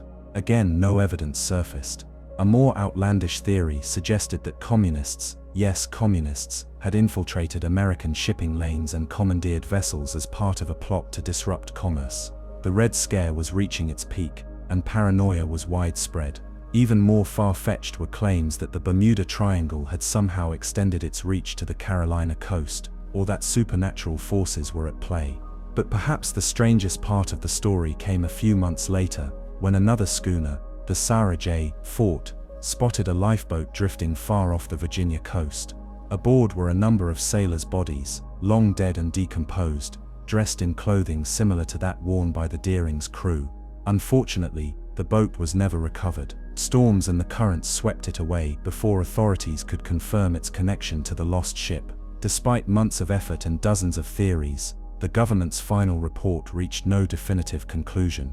The cause of the abandonment was labeled as undetermined. The Carole A. Deering was declared a ghost ship. She was eventually destroyed where she lay on the shoals, broken up by the sea and time, and her timbers now rest somewhere beneath the shifting sands of the Atlantic coast. Even today, the Carole A. Deering is remembered with a mixture of fascination and unease. She is a cautionary tale about the sea's unpredictability, about how even the most prepared and well-built vessels can vanish into mystery. Her story is studied by maritime historians, referenced in books about unsolved disappearances, and often included in tales of ghost ships that refuse to rest. No wreck diver has ever located her lifeboats. No trace of her crew has ever been found. And so the questions remain. What happened to the Carole A. Deering on that foggy night in January 1921? Did her crew flee from something? Were they taken? Did they simply vanish into the cold embrace of the Atlantic, leaving behind nothing but wood and silence? We may never know, but if you ever walk the beaches near Cape Hatteras, and you see a strange light bobbing on the waves, or a whisper carried in on the ocean wind, perhaps you're hearing the final echoes of that lost crew, still adrift, still waiting to be found. Part 13, The Legend of the SS Palatine, a haunted ship of fire and wind. As the waves of the North Atlantic roll relentlessly onto the rugged coasts of New England, they carry with them more than the scent of salt and the cries of seabirds. They carry legends, stories born from centuries of hardship at sea, passed down by lighthouse keepers and fishermen, etched into maritime folklore. Among these stories, few are as eerie or enduring as that of the SS Palatine, a ship whose final moments in 1738 were so horrifying that, according to generations of locals, her ghost still sails the waters off Block Island, her decks ablaze with unquenchable fire. To begin this tale, we must travel nearly 3 centuries into the past, to a time when the American colonies were still young, and the Atlantic Ocean was a treacherous highway for those seeking a better life. The Palatine was not a warship or a cargo freighter. She was a passenger vessel, carrying hopeful German immigrants from Europe to the New World. They had come from the Palatinate region of Germany, which had been devastated by war and famine, and they sought a new beginning in the American colonies, specifically in Pennsylvania, where many of their countrymen had already begun to settle. The journey across the Atlantic was long and brutal. Records from the time described the Palatine as overcrowded and poorly provisioned. The passengers, already weakened by malnourishment and sickness, were subjected to harsh winter seas. Supplies ran low. Disease spread. Some accounts claim that the crew became increasingly cruel, withholding food and water, hoarding supplies for themselves. It's said that conditions on board devolved into desperation and even violence. By the time the ship reached the shores of New England, many were dead or dying. Then came the storm. In December 1738, the Palatine found herself in the grip of a fierce winter gale as she approached Block Island, a small isolated landmass off the coast of what is now Rhode Island. Buffeted by freezing winds and blinding snow, the ship lost control. Without the strength or resources to fight the storm, she was driven toward the rocky coastline. The jagged shallows surrounding Block Island were already known as shipwreck territory, unforgiving reefs that had claimed dozens of vessels before. For the Palatine, they would prove fatal. The ship was blown onto the rocks, her hull tearing open as waves pounded the sides. What happened next has become the subject of conflicting reports, speculation, and ghostly folklore. Some accounts claim that the islanders of Block Island saw the ship wrecking and rushed to help, doing what they could to rescue the survivors and provide food and shelter. Others, more sinister, tell a different story, one of betrayal and cold opportunism. According to one dark version of the tale, the Block Islanders lured the Palatine to her doom. The island had a reputation in maritime legend for wrecking, the practice of placing false lights along the shore to mislead ships into thinking they were approaching safe harbors. Instead, they would crash upon the rocks, where looters would quickly arrive to strip the vessels of anything valuable. Whether this reputation was deserved or exaggerated is still debated by historians, but in the case of the Palatine, the accusation lingers. Whichever version is true, what is certain is that the shipwreck was horrific. Survivors were few, and the conditions were unspeakably grim. One woman in particular stands out in the story, a passenger said to have gone mad from the trauma of the journey and the wreck. She refused to leave the ship even as others fled, screaming that she would die aboard. Her name was never recorded, but in the legends that followed, she became known as the Palatine Light. Some say she was locked in the hold by crew members or fellow passengers. Others say she wandered the broken decks in a daze, unaware of her surroundings. But all the stories agree on one chilling detail: when the Palatine was eventually set ablaze, either by the storm or by looters seeking to destroy evidence of their crimes, the woman was still on board. Witnesses on the island claimed to see a blazing figure running along the decks as the flames consumed the ship. Her screams carried on the wind. Some even claimed the fire itself seemed unnatural, burning with an intensity that defied explanation. The next morning, the charred remains of the vessel had vanished beneath the waves, taking with it the dead and the truth. But the legend did not end with the flames. For nearly 300 years, sightings of the Palatine Light have been reported off the coast of Block Island. Fishermen, tourists and locals have all claimed to see a burning ship out at sea, a phantom vessel, glowing against the night horizon. The descriptions are remarkably consistent: a three-masted ship, illuminated by an otherworldly fire, sailing silently before disappearing into the mist. One of the earliest written accounts comes from the poet John Greenleaf Whittier, who immortalized the tale in his 1867 poem The Palatine. His verse captured the eerie beauty and tragedy of the ghost ship, and helped cement the story in American folklore. Whittier himself visited Block Island to research the tale, and he believed in its truth, or at least in the sincerity of the islanders who told it. Skeptics have attempted to explain the sightings as natural phenomena, mirages, reflections, or flares from distant ships. Some suggest that the appearance of the ghost ship could be a form of Fata Morgana, a type of superior mirage caused by atmospheric conditions over the water. But these explanations do little to deter those who have witnessed it for themselves. There are reports dating back to the 18th century and continuing into the modern era.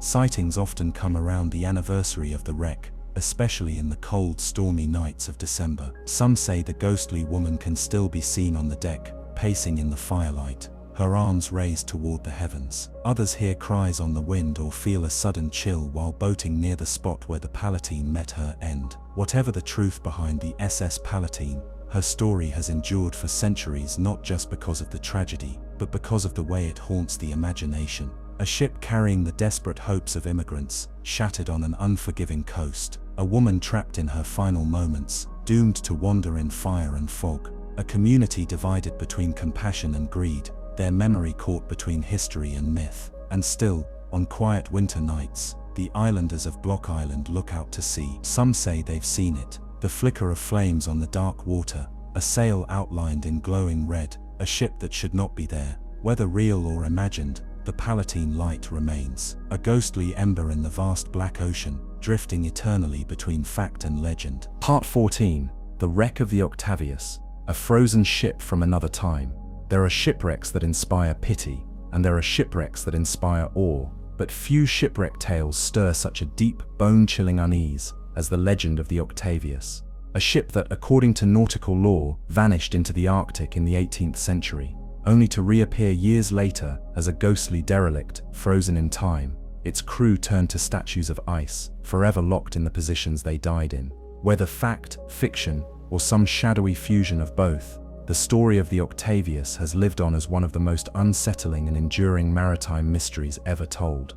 The tale begins in 1761, in the bustling harbours of London. The Octavius was a merchant ship, reportedly sleek, modern, and well-suited for long-distance voyages. That year, she set sail for the Far East, likely bound for China with a cargo of manufactured goods, textiles, and items of trade. Her departure was uneventful, and for a time, her progress was assumed to be routine. But after completing her business in China, the Octavius made a decision that would ultimately become the heart of her legend. The captain, confident and perhaps a bit reckless, decided to attempt the perilous journey back to England via the Northwest Passage. At the time, the Northwest Passage, a potential sea route connecting the Atlantic and Pacific Oceans through the Arctic, was the holy grail of European exploration. Many believed it existed, but few had actually traversed it, and even fewer had survived to report it. The Arctic was no ordinary ocean. Its narrow straits and frozen wastes could change in an instant, swallowing ships in ice or crushing them in sudden violent storms. But the captain of the Octavius, it is said, was determined to try. After leaving the Chinese coast, the ship turned northward, disappearing into the labyrinth of frozen channels and blanketed horizons. She was never heard from again. Months passed, then years. Other ships that had departed China later arrived safely in Europe, but the Octavius did not return. Eventually, she was presumed lost, one more victim of the cruel Arctic silence. It was not until 13 years later, in 1775, that the Octavius was reportedly seen again. A whaling ship called the Herald, operating off the coast of Greenland, spotted a drifting three-masted vessel encased in sea ice. The Herald approached with caution. From a distance, the ship looked abandoned. Its sails were ragged, frozen stiff like fabric turned to glass. The rigging was brittle with frost, and snow layered the deck like a shroud. There was no movement, no signs of life, just stillness. When the Herald's crew boarded the ghost ship, they quickly realized they had stumbled upon something dreadful. The interior of the Octavius was perfectly preserved by the cold. Below deck they found the crew, or what remained of them. The bodies of sailors were still seated at their stations, frozen in place. Some were slumped over tables. One man lay next to the furnace, as if trying to coax life from its last embers. Others were curled in their hammocks, never having risen from sleep. But the most unsettling discovery was made in the captain's quarters. There, seated at his desk, was the Octavius's captain. His body was perfectly preserved by the cold, his face serene and lifeless, his hands still clutching the pen with which he had been writing.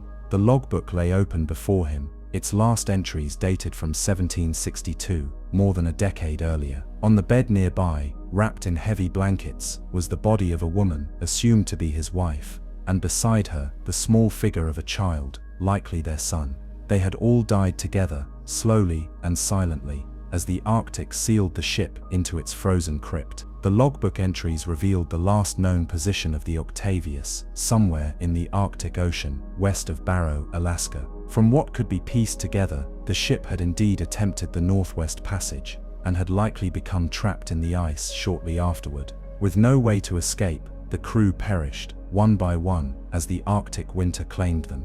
But that's not the end of the mystery. The Octavius had drifted for 13 years, from the western edge of the Arctic, all the way around to Greenland. If true, this would mean she had completed the Northwest Passage, entirely encased in ice, her crew long dead. She had become the first ship to do what so many had died trying to accomplish. But it was a voyage of death, not triumph. The men of the Herald took only the logbook, fearing the cursed vessel, and left the rest untouched. The ship soon drifted away again, swallowed by fog and sea, never to be seen again. Where she went, whether she sank beneath the ice or still floats somewhere in the polar night, no one knows. Skeptics have long debated the Octavius story. There are no official British naval records confirming her construction, and no original copies of the logbook survive. Some believe the story is a fabrication, a mariner's ghost tale embellished over time. Others suggest it may be based on a true ship, misremembered or renamed. There are even those who claim to have seen her long after her supposed final sighting.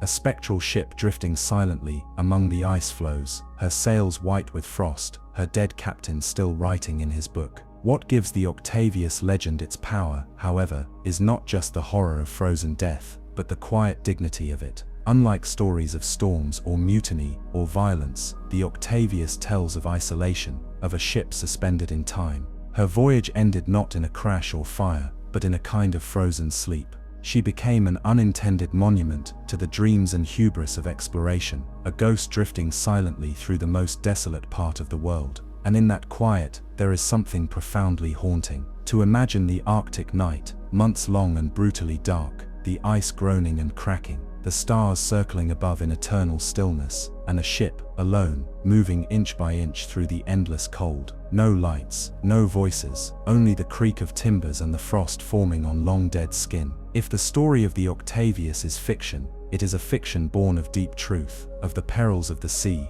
the fragility of life, and the strange beauty of a ship that traveled farther in death than it ever did in life. And if it is true, then somewhere beneath the polar ice, perhaps the Octavius still lies, her final voyage frozen forever in time. Part 15. The Cursed Voyage of the SS Baishimo, the ghost ship that wouldn't die in the vast frozen waters of the Arctic Circle, where night can last for months, and the ice stretches unbroken for hundreds of miles. There exists a maritime legend so persistent, so haunting, that it has become something more than a story. It has become a part of the landscape itself, whispered among Inuit communities, muttered by weathered sailors navigating treacherous northern routes, and recorded sporadically by baffled explorers. This is the story of the SS Baishimo, the ship that refused to die. Unlike many ghost ship tales, the Baishimo did not vanish mysteriously or appear centuries after its final voyage. Its legend is not rooted in mythology or old-world superstition.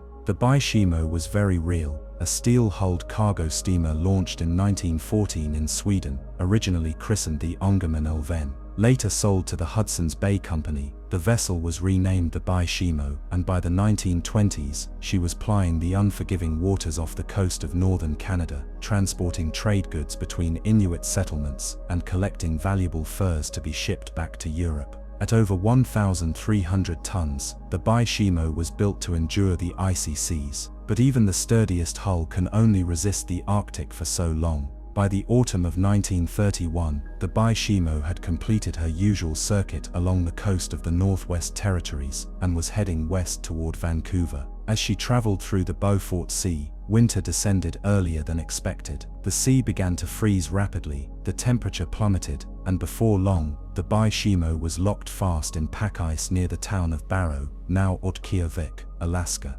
Captain Cornwell and his crew, realizing they could not free the ship before the deeper freeze set in, made the difficult decision to temporarily abandon her. They left behind a small group of men to keep watch, while the rest of the crew was airlifted to safety. A rare and daring rescue for the time. The plan was to return when the ice thawed and reclaim the vessel. But when a blizzard struck the region shortly after their departure, the ice broke open, and the Baishimo vanished. Assuming she had sunk beneath the frozen sea, the crew mourned the loss and prepared to move on. Yet only a few days later, an Inuit hunting party arrived at the Hudson's Bay Company outpost with shocking news. They had seen the Baishimo, fully intact, floating miles away from where she had last been seen. She had not sunk, she had escaped. Captain Cornwell and a small group immediately set out to locate her, and they did. The Baishimo was drifting freely, battered but still seaworthy. They reboarded the ship, salvaged what supplies they could, but determined she was too damaged to make the trip south. She was abandoned once more, this time for good, or so they thought. In the months and years that followed, the Baishimo began to reappear, sometimes close to shore, sometimes deep in the ice fields, always derelict and silent. Between 1931 and 1969, she was spotted numerous times by whalers, explorers, and even government expeditions, and each time she evaded capture. Some tried to board her, only to find her difficult or impossible to secure. Others were driven away by sudden weather changes or superstitious fear. Stories began to circulate, not just about the ship's resilience, but about her uncanny ability to vanish when approached. A few even claimed she moved of her own accord, appearing miles from her last known location in implausibly short time frames. Inuit oral traditions began to absorb the tale, folding it into the older beliefs of spirits that dwell in the frozen sea. To them, the Baishimo was no longer just a lost vessel. She was a ghost ship in the truest sense, not because she carried the dead, but because she herself had died, and yet still wandered. By the 1940s, the Baishimo had become an obsession for some. Arctic researchers and journalists set out specifically to locate her, but never for long. Those who boarded her described a ship frozen in time. The engine room was rusted, the wheelhouse splintered by ice, but much of the cargo still remained: crates of furs, tools, even furniture. It was as if she had been preserved in a glacier, rather than drifting through decades of storms. In 1955, a group of Inuit hunters boarded the Baishimo and described her as being in surprisingly good condition. In 1962, she was seen once more off the coast of Point Barrow, over 3 decades after her initial abandonment. A team from the Alaska Department of Commerce was dispatched to investigate, but when they arrived, she had vanished again into the Arctic fog. Then in 1969, the last confirmed sighting of the Baishimo was recorded. A group of surveyors flying over the Chukchi Sea spotted her still drifting, eerily upright amid the ice. After that, she was never seen again. Theories abound as to what finally became of the Baishimo. Some believe she was finally crushed by shifting ice and pulled beneath the sea, lying now at the bottom of the Arctic Ocean, her secrets preserved in darkness. Others suggest she could still be out there, hidden in some remote bay, or locked in permanent ice, waiting for another thaw. And some, especially those who have grown up with the story, think she will never truly be gone. For all her tangible reality, the Baishimo defies logic. A ship abandoned in one of the most brutal environments on Earth, surviving for nearly 4 decades without a crew, eluding rescue and defying destruction. Most vessels lost at sea become wreckage. The Baishimo became something else. There's a peculiar loneliness to her story, the image of a ship wandering endlessly through ice and mist, unseen and untouched. No sirens, no violence, no catastrophe, just silence. Her decks echoing only with wind, her wheel unmanned, a ghost without a grave, slowly dissolving into the white. To this day, no wreck has been officially found. In 2006, the Alaskan government even launched a search to locate the Baishimo again, hoping to preserve her as a historical artifact, but nothing turned up. No fragments, no coordinates, no closure, and so she remains, out there somewhere, in the frozen memory of the sea. A ship that wouldn't sink, a story that wouldn't fade, a voyage that in some strange way never really ended. Part 16, The Legend of the Palatine Light, a shipwreck that haunts the winter sea along the rugged northeastern coast of the United States. Where the Atlantic hammers relentlessly against jagged cliffs and icy winds sweep over desolate shores, there lies an island both beautiful and eerie, Lock Island, a remote crescent of land off the coast of Rhode Island. Here, amid wind-swept dunes and salt-blasted rocks, a story has lingered for more than 2 centuries, spoken of in whispers by locals and sung about in ghostly ballads passed down through generations. It is the story of the Palatine, a ship whose ill-fated voyage ended in fire and mystery, and whose ghost, they say, still sails the waters each winter, her flaming hull visible on the horizon to those who dare look out to sea. The origins of the Palatine are murky, as is often the case with legends that are older than any living memory, but historians believe the real ship behind the tale was the Princess Augusta, a German immigrant vessel that set sail from Rotterdam in 1738. Bound for Philadelphia. On board were more than 240 passengers, mostly Palatine Germans, religious refugees fleeing persecution in the wake of devastating wars that had ravaged their homeland. Their hope was to reach the New World and begin life anew, but the voyage was doomed from the outset. The Princess Augusta was late in leaving Europe, departing in late summer when most captains avoided transatlantic crossings due to the seasonal storms and shortening days.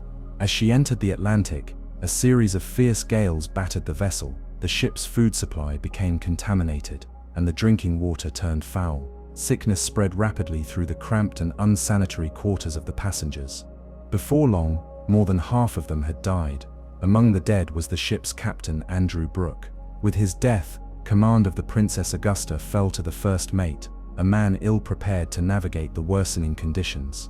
The ship floundered through the Atlantic, pushed farther and farther off course, supplies dwindled. The crew reportedly began to ration what little remained, allegedly refusing aid to the dying passengers unless they paid for water and food. Stories emerged of horrific abuse, starvation, and despair as the ship drifted aimlessly through the waves. By the time the Princess Augusta neared the coast of New England, it was little more than a drifting coffin, a vessel haunted by disease, death, and desperation.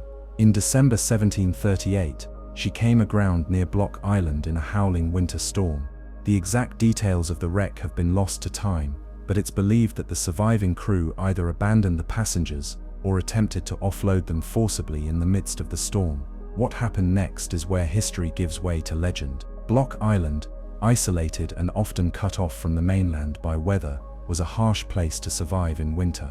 Inhabitants were known to be fiercely self-reliant, and some whispered opportunistic when it came to wrecked ships.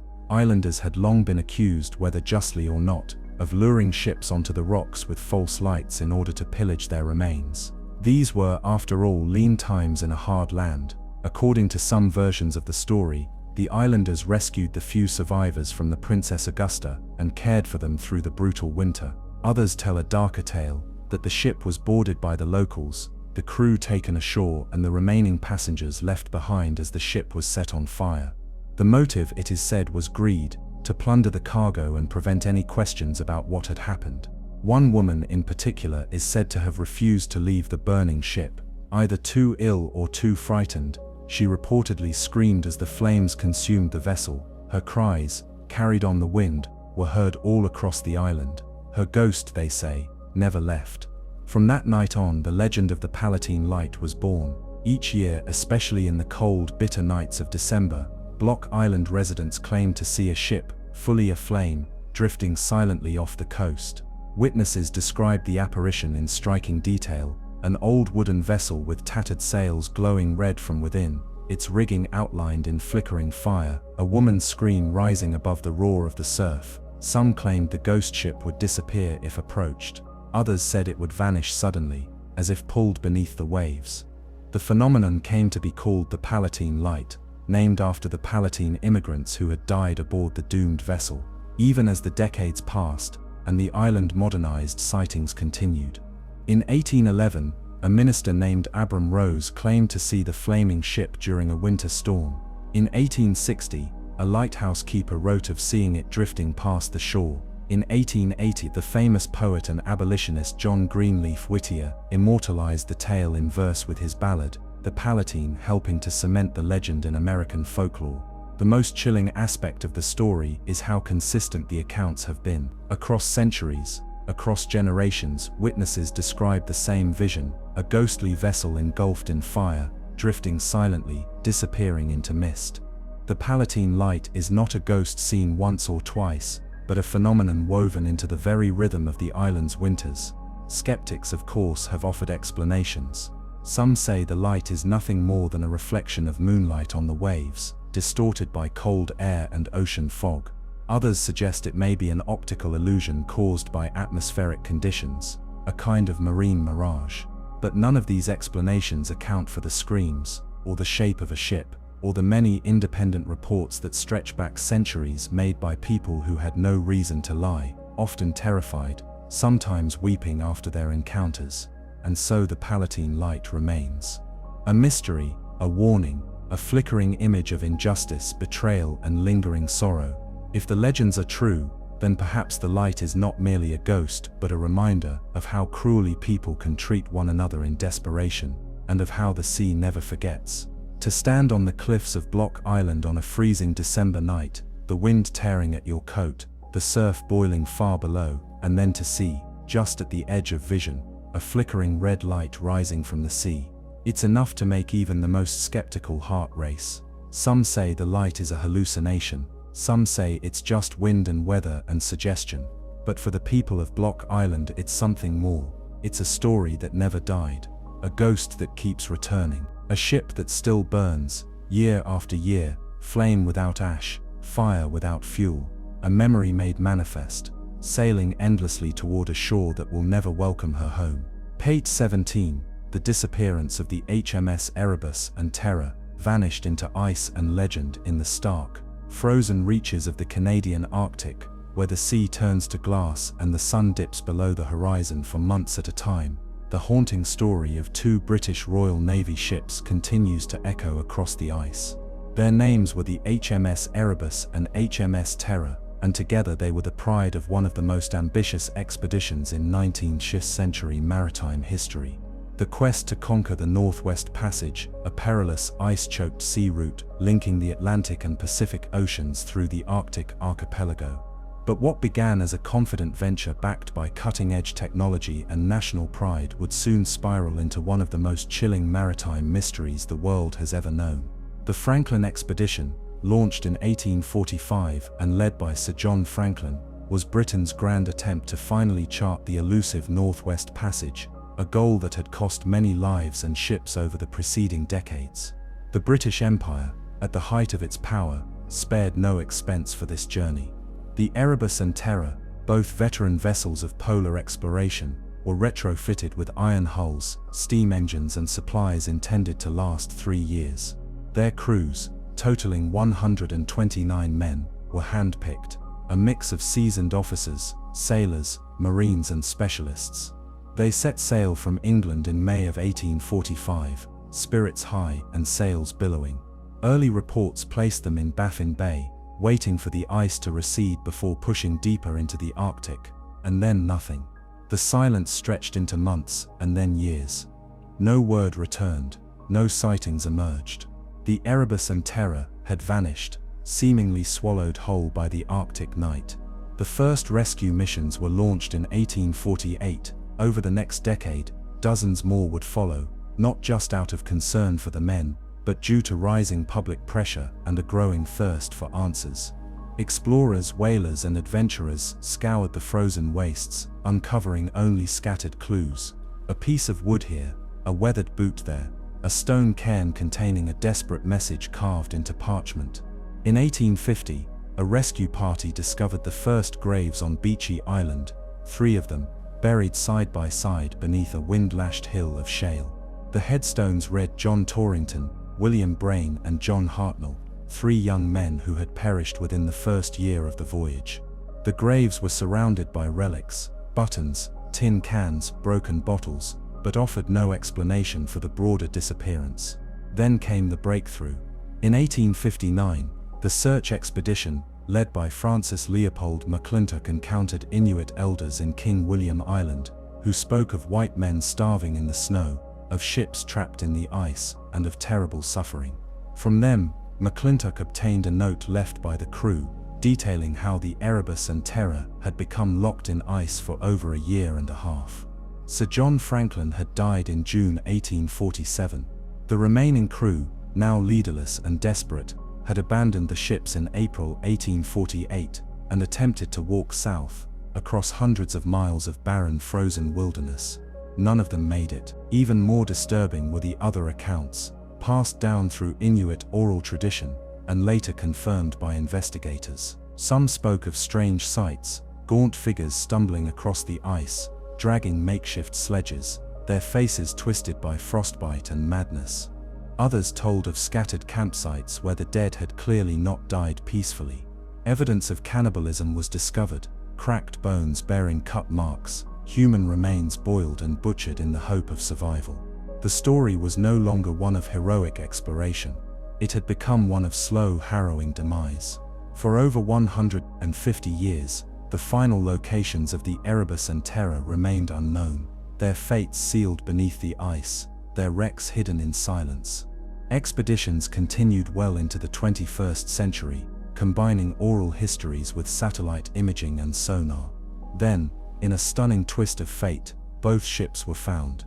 In 2014, Parks Canada announced the discovery of the Erebus resting in shallow waters off King William Island. 2 years later, the Terror was found even more remarkably well preserved in a bay further south. The cold, oxygen-deprived waters had kept the wooden hulls eerily intact, as if time had simply stopped. Even the glass in the captain's quarters remained unbroken. It was as if the ships had simply sunk into a dream and waited patiently to be remembered. Yet even with these discoveries, the questions remain. Why had the crew stayed with the ship so long after the ice made escape impossible? Why did they abandon the relative safety of the vessels for a doomed march across the tundra? What caused the deaths of the men so early in the expedition, long before supplies should have run out? Some experts suggest that their canned food, a relatively new preservation method at the time, may have been improperly sealed, leading to lead poisoning. This theory is supported by the autopsy of John Torrington, whose preserved body revealed alarmingly high levels of lead in his bones and tissue. Lead poisoning could have led to confusion, fatigue, and irrational decision-making. Others point to scurvy, starvation, and hypothermia as the most likely culprits, a deadly trifecta for any crew stranded in the Arctic. And still others wonder if something more mysterious was at play, a curse, perhaps, or an ancient warning unheeded.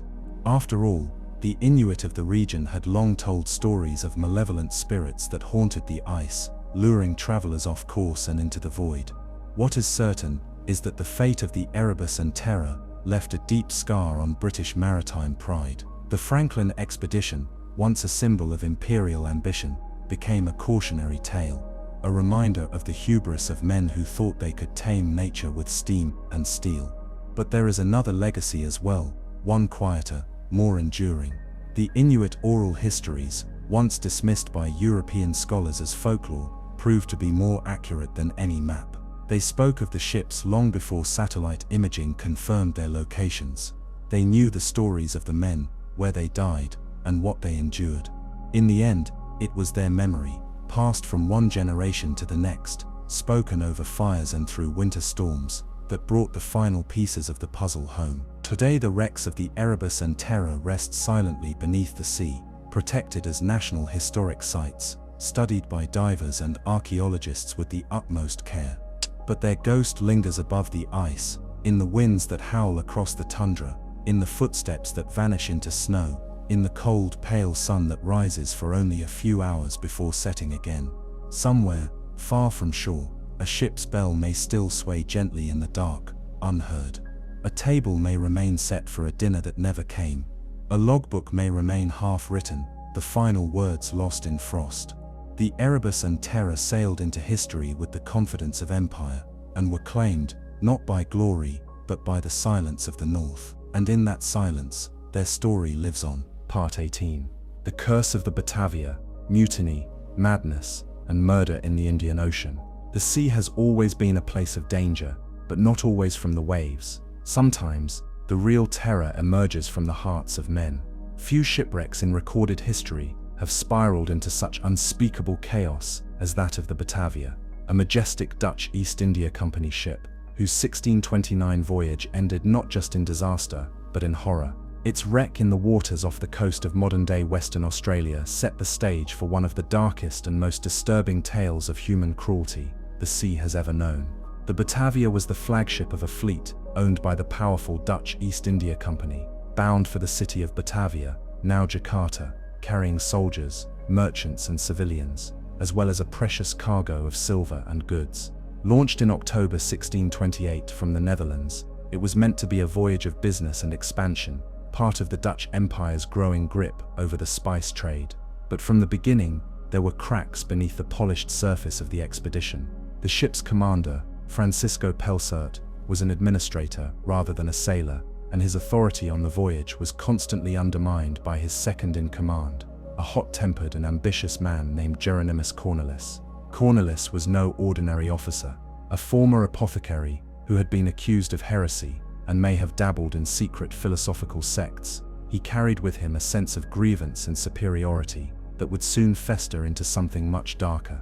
As the Batavia sailed deeper into the Indian Ocean, tensions grew.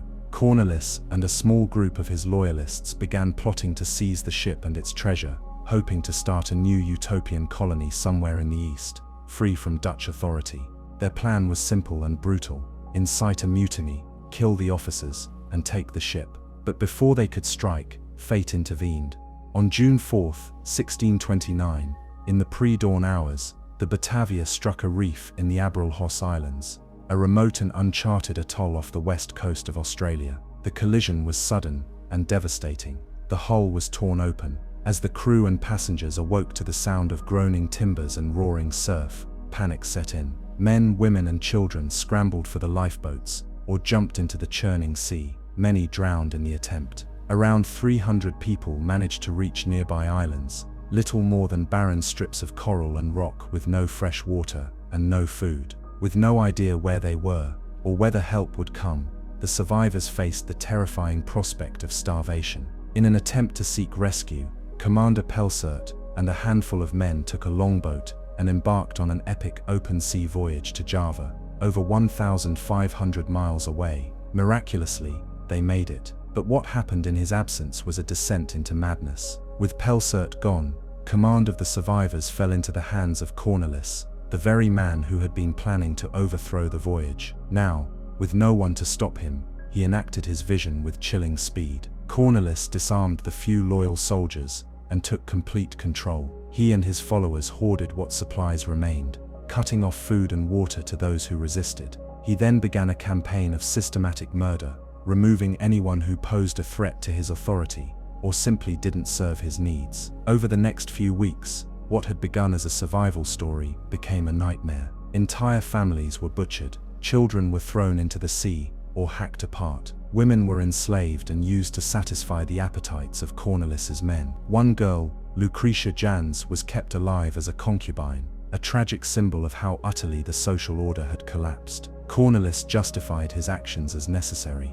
He saw himself as a prophet of a new world, and those who died as sacrifices to a greater vision. His followers, some out of fear and others out of belief, became willing participants. Blood ran in the sand. The island became a charnel ground, and the whispers of what happened there would echo through history. But not everyone submitted. On another nearby island, a group of soldiers who had been exiled by Cornelis began to organize resistance. Led by a man named Weber Hayes, they trained in secret, gathering rocks and makeshift weapons. When Cornelis's men attempted to invade their island, they fought back, launching ambushes and skirmishes that would eventually turn the tide. These battles were primitive and desperate, waged with clubs and knives, bare hands and sheer will. But in the end, Hayes and his men prevailed. Just as Cornelis prepared for one final assault to reclaim control, salvation arrived. Pelsert had returned, bringing a rescue ship from Java. What he found horrified him.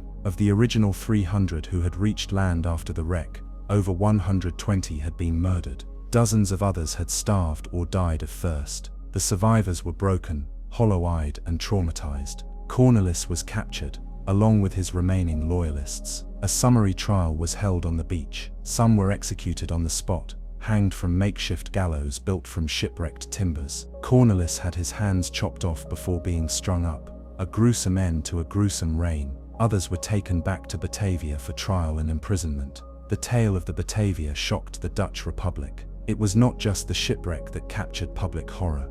It was what followed: the mutiny, the murders, the total unraveling of humanity. For years, the story circulated in pamphlets, sermons, and hushed conversation, a stark warning of how fragile civility could be when left to rot in isolation. Centuries later, the wreck of the Batavia was discovered. Artifacts from the ship, coins, weapons, fragments of porcelain, have been recovered and preserved. Today, you can visit the rebuilt remains in museums in Western Australia. The coral reef where the ship struck is now known as Beacon Island, a sun-drenched patch of beauty, hiding one of the darkest tales in seafaring history. But the ghosts remain. Fishermen in the area speak of strange sounds at night, distant screams carried on the wind, flickering lights where none should be. Divers exploring the wreck have reported an unsettling presence, a heaviness in the water, as though the reef itself remembers what happened. The bones of the dead were buried in shallow sand, many never identified, some perhaps never found. The Batavia was supposed to bring wealth and prestige to a powerful empire. Instead, it left behind a legacy of horror. A floating microcosm of civilization, it became a crucible for humanity at its most depraved, a stark reminder of how quickly the thin veneer of order can dissolve when desperation takes hold. In the vastness of the sea, where rescue is uncertain and survival hinges on the will of the strongest, what does it mean to lead, to follow, to survive? These are the questions the Batavia forces us to ask. And though centuries have passed, its wreck remains a silent witness to the blood that once stained its decks, the screams that once filled its islands, and the human darkness that surfaced once the sails were gone, and only the reef remained. Part 19. The Griffon, the ghost ship of the Great Lakes. In the early autumn of 1679, a stout wooden vessel known as the Griffon sailed out of the mouth of the Niagara River and into the open waters of Lake Erie. It was the first of its kind, a European-style sailing ship built to brave the vast and unpredictable inland seas of North America. Commanded by the famed French explorer René Robert Cavelier, Sieur de La Salle, the Griffon was more than just a ship. It was a symbol of ambition, conquest, and the burning desire to find a western passage to China through the heart of the continent. But soon after departing on her maiden voyage, the Griffon would vanish into the vast freshwater wilderness, leaving behind one of the oldest and most enduring shipwreck mysteries in the New World. The Great Lakes are immense, stretching across nearly 1,000 miles and containing a fifth of the world's surface fresh water. To early European explorers, they must have seemed like inland oceans, their shorelines lined with dense forests and dotted with native settlements. But beneath their tranquil surfaces, the lakes were capricious and often deadly. Storms could rise in an instant, churning the water into towering waves, and in the 17th century, they remained almost completely uncharted. La Salle had come to North America with dreams of empire. Backed by the French crown, and seeking fortune through trade, he envisioned a network of forts and trading posts extending down the Mississippi River, creating a powerful corridor of influence. But to supply his Western ambitions, he needed a way to move large amounts of goods and people across the water. Thus, the Griffon was born. Constructed near the mouth of the Niagara River during the winter of 1678 to 1679, the ship was an engineering feat. With a keel length of around 40 feet and armed with at least 5 cannons, it was a formidable sight to the indigenous peoples and fur traders of the region. Built under harsh conditions using materials sourced from the surrounding wilderness, the Griffon represented the cutting edge of European naval power applied to the wild frontiers of North America. After its completion, La Salle and his crew sailed the Griffon across Lake Erie, through the shallow straits of the Detroit River, across Lake St. Clair, and into Lake Huron. Along the way, they made contact with native tribes, many of whom were wary of the large wooden beast gliding across their waters. By early September 1679, they reached the entrance of Green Bay on Lake Michigan, a rich hub of fur trading, where French trappers and native traders gathered to exchange pelts. It was here that La Salle faced a difficult choice. His men had acquired a massive cargo of furs, and he needed them sent back east, both to finance future expeditions and to prove the success of the venture. The Griffon, he decided, would return alone to Niagara, laden with its precious cargo, while he and a smaller party pressed on overland to continue their exploration. The ship, under the command of a pilot and a small crew, set sail on September 18, 1679. La Salle, watching it disappear into the morning mist, had no way of knowing it would be the last time he or anyone would ever see the Griffon again. The ship simply vanished. No wreckage washed ashore, no survivors returned, no messages in bottles or driftwood fragments. It was as if the Griffon had been swallowed whole by the lake. La Salle waited for weeks, then months. As the seasons turned and winter crept in, hope gave way to frustration, then fear. He launched search parties. He interviewed native witnesses. He even accused his pilot and crew of treachery, speculating that they had scuttled the ship, stolen the cargo, and fled into the wilderness. Others blamed the weather, a sudden squall perhaps, or a collision with a submerged shoal. But the deeper the mystery became, the stranger the stories grew. Some native legends spoke of a great floating beast that had angered the spirits of the lakes, who struck it down in a fit of divine wrath. Others claimed the Griffon had fallen victim to a sea monster, a giant serpent that haunted the deepest parts of Lake Michigan. And among the French trappers, tales began to circulate of a ghostly ship seen in the distance, gliding silently across the water with tattered sails and an eerie glow. Over the centuries, dozens of ships would claim to have seen the spectral Griffon, usually at dusk or during storms. Sometimes it appeared as a black silhouette on the horizon, sometimes as a brilliant white specter vanishing into fog. Each sighting rekindled the mystery, but none brought answers. Modern attempts to locate the wreck have been equally fruitless. The Great Lakes, for all their beauty, are vast and unforgiving. Beneath their surfaces lie sand dunes that shift with time, deep underwater cliffs, and areas so remote and uncharted they remain as mysterious today as they were in La Salle's time. Many researchers believe the Griffon sank somewhere near the mouth of Lake Michigan, but no confirmed wreck has ever been found. In 2001, a team of divers claimed to have located what they believed was the Griffon in northern Lake Michigan, buried beneath layers of sand and zebra mussels. The discovery made headlines and hopes were high that the centuries-old mystery would finally be solved. But as researchers examined the timbers and construction, doubt crept in. The size didn't match. The wood appeared to be of a later period. Eventually, the wreck was ruled out. The Griffon had once again slipped through history's fingers. To this day, the ship's final fate remains unknown. Was it sunk by a sudden storm? Did it run aground on a hidden reef? Was it sabotaged and hidden by men with darker motives? Or did something else, something stranger, happen out there on the cold waters of the Great Lakes? Whatever the truth, the Griffon endures, not just as a lost vessel, but as a ghost, a whisper on the water. It is a story older than most nations, rooted in the earliest days of European exploration in North America, and yet it feels no less haunting today. For those who sail Lake Michigan, the legend remains alive. Some captains still tip their hats to the mist when passing through certain parts of the lake. Divers scan the depths with sonar, hoping for a glimpse of ancient timbers beneath the waves, and storytellers keep the fire burning, sharing the tale of a proud ship, the ambition that built it, and the mystery that swallowed it whole. Somewhere deep beneath the surface, perhaps the Griffon still rests. Its timbers creak softly in the silence, its cannons slumber in the silt, its crew forever lost in a timeless voyage across the inland seas. And when the fog rolls in, and the wind howls low, some say you can still see it, a shadow on the horizon, heading east searching for home. Part 20.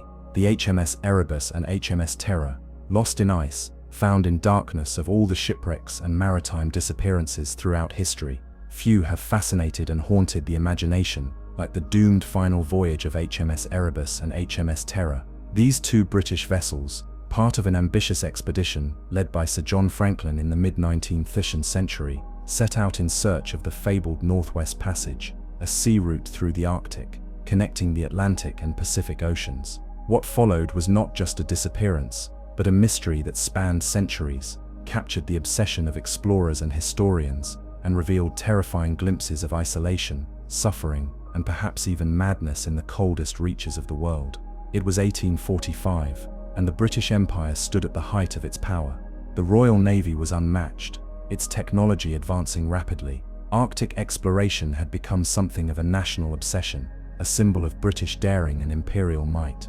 The Northwest Passage in particular was seen as the ultimate prize, a shortcut through the Arctic archipelago of Canada that could revolutionize global trade. Dozens of attempts had been made, but ice, weather, and geography had always defeated the explorers. Sir John Franklin was a respected veteran of earlier Arctic voyages, though by 1845 he was 60 years old and had not commanded a major expedition in years. Nevertheless, he was chosen to lead the most advanced and well-prepared Arctic mission ever mounted. His two ships, HMS Erebus and HMS Terror, were former warships, retrofitted with reinforced hulls and powerful steam engines.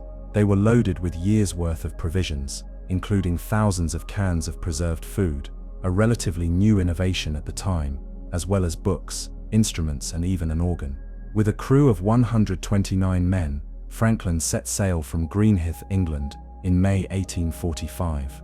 The last confirmed European sighting of the expedition was in July of that year, when a whaling vessel encountered the ships moored in Baffin Bay, waiting for a clear path through the ice. And then silence. No letters, no sightings, no survivors. Months passed, then years. As worry turned to alarm, the Admiralty launched search missions, spurred on by Franklin's wife, Lady Jane Franklin, who lobbied relentlessly for help. Between 1848 and 1859, dozens of search expeditions combed the Arctic. Most returned empty-handed, driven back by ice and extreme cold. But gradually, fragments began to emerge, whispers of the truth behind the disappearance. In 1850, a search party discovered 3 graves on Beechey Island, each marked by a wooden cross. The bodies were of crewmen who had died during the winter of 1845 to 46. Further expeditions found abandoned camps, fragments of supplies, and haunting messages scrawled in logbooks and margins. The most revealing was a note found on King William Island in 1859. left under a cairn. It revealed that both ships had been trapped in the ice since September 1846. Franklin had died on June 11, 1847. The remaining crew had abandoned the vessels in April 1848, attempting to march south across the barren Arctic landscape. They never made it. The details only grew darker. Inuit oral histories, collected by explorers like Charles Francis Hall, told of starving men, dragging sledges filled with bodies, some possibly cannibalized. Skeletal remains found years later seemed to confirm this, many showing signs of cut marks on bones, suggestive of desperate acts committed in the final stages of starvation. For over a century and a half, the final resting place of the Erebus and Terror remained a mystery. Countless expeditions searched the Arctic seafloor, scanning the icy depths with sonar and diving equipment.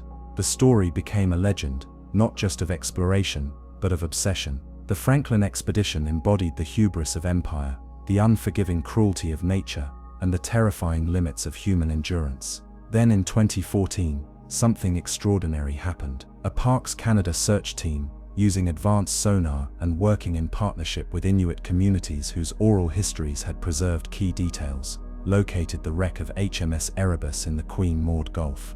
2 years later, HMS Terror was found in Terror Bay, remarkably intact, resting silently on the seafloor, its timbers preserved by the freezing cold.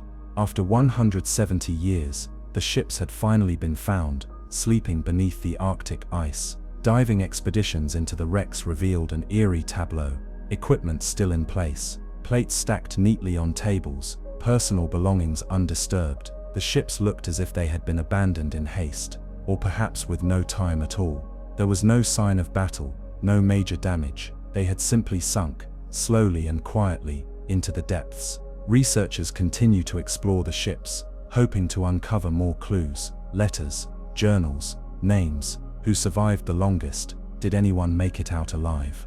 What psychological toll did isolation, scurvy, and starvation take on the men?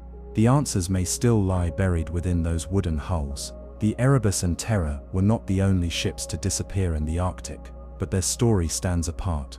It is a parable of ambition colliding with reality, of men armed with the best tools of their time, facing a world that cared nothing for maps or glory. It is about endurance in the face of hopelessness, and the terrible choices that must be made when survival is no longer guaranteed. And it is about silence.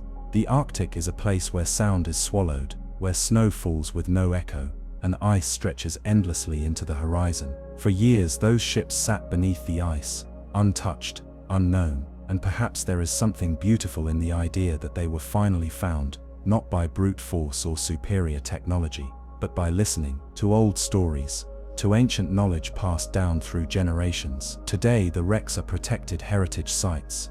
Their discovery has reopened a chapter of history that once seemed closed forever, and yet for all the artifacts and documents recovered, the essential mystery remains. What happened during those final desperate days on the ice? How did the men endure that second Arctic winter after Franklin died? How long did they hope before that hope turned to despair? There are no survivors to tell us, only the wind, the ice and the frozen timbers of two forgotten ships, still holding secrets in the dark. Part 21. The disappearance of the SS Morro Castle in the quiet pre-dawn hours of September 8, 1934. The waters off the coast of New Jersey were calm, the horizon still cloaked in the dim haze of night. Just a few miles offshore, a once proud ocean liner drifted aimlessly, smoke billowing from its blackened hull, its decks scorched and twisted. This was the SS Morro Castle, a modern passenger vessel reduced overnight to a floating skeleton. In its burned remains lay a tale of mystery, mismanagement, sabotage, and tragic loss, a shipwreck story unlike any other in American maritime history. The SS Morro Castle was no ordinary steamship. Built in the early 1930s by the New York Shipbuilding Corporation, it was commissioned by the Ward Line to run luxury cruises between New York and Havana, Cuba.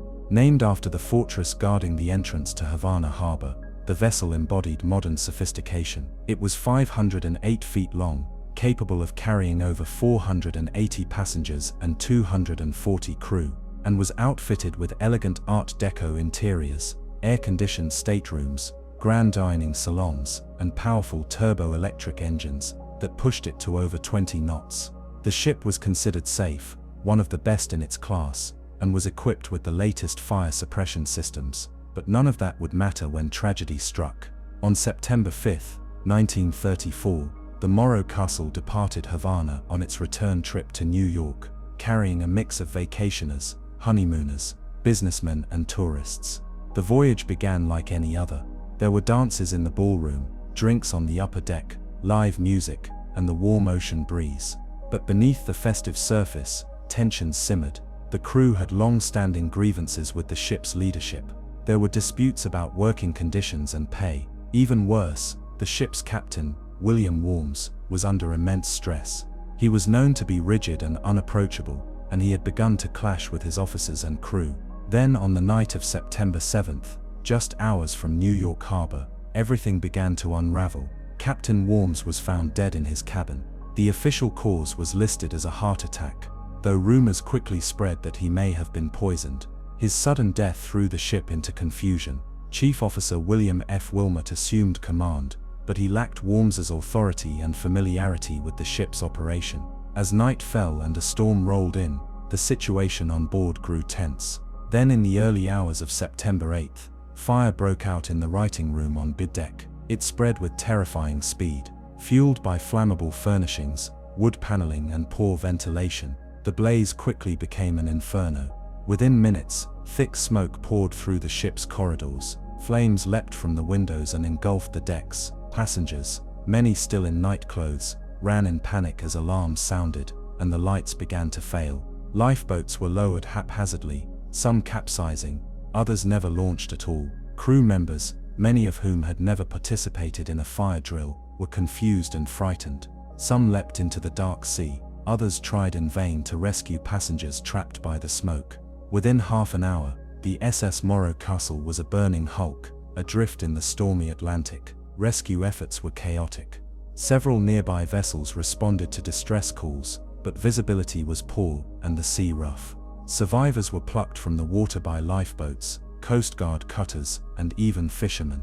When the fire was finally under control, more than 135 people were dead, most of them passengers, but the fire was only the beginning of the story. In the days and weeks that followed, investigations began to unravel a web of incompetence, mismanagement, and possible sabotage. Questions emerged quickly. Why did the fire spread so rapidly in a ship advertised as fireproof? Why had the crew performed so poorly? Why were fire suppression systems not activated? And most troubling of all, how had the fire started? Suspicion soon fell on the ship's acting radio operator, George W. Rogers. By all accounts, Rogers was an intelligent but deeply troubled man. He had a history of mental instability and had clashed with both officers and crew. More damning, he had written essays fantasizing about fires at sea and was found to have tampered with radio equipment in the past. Some investigators believed Rogers deliberately set the fire, perhaps as revenge for perceived slights or out of a twisted desire for control. Rogers denied involvement and was never charged with arson, but his later life raised even more red flags. In 1938, he was convicted of murdering a police officer and attempting to kill another with a firebomb. He served 12 years in prison. His erratic behavior and dark obsessions only added fuel to the theory that he had ignited the Morro Castle disaster. Despite widespread suspicion, no one was ever formally held accountable for the fire. The ward line faced intense scrutiny and eventually lost government mail contracts. Maritime laws were changed, mandating improved fire safety standards, crew training, and escape protocols. The Morro Castle tragedy became a watershed moment in American maritime regulation. As for the ship itself, it didn't sink. The burned-out hull drifted ashore near Asbury Park, New Jersey, where it grounded just yards from the boardwalk. Thousands of curious onlookers gathered to stare at the smoldering wreck, which remained beached for months. The sight was surreal, this massive ghostly vessel resting so close to shore, blackened and skeletal. It became a macabre tourist attraction, a monument to hubris and horror. Eventually the wreck was salvaged and towed away for scrap, but its ghost lingered in the minds of those who witnessed its final hours, and in the culture at large. The Morro Castle became a symbol of hidden danger, of how quickly elegance and modernity could be consumed by chaos. Books were written, songs composed, the name passed into legend. Even now, long after the wreck is gone, the story remains one of the most haunting shipwrecks in American waters, not because the ship was lost in a storm or sunk by enemy fire, but because it burned from within. A fire fed by human error and perhaps something darker. A story where the greatest danger came not from nature, but from the people aboard. And in the silence that follows the telling, it's hard not to picture the ship once more, adrift, burning brightly against the night, a floating funeral pyre lost in a stormy sea. Part 22.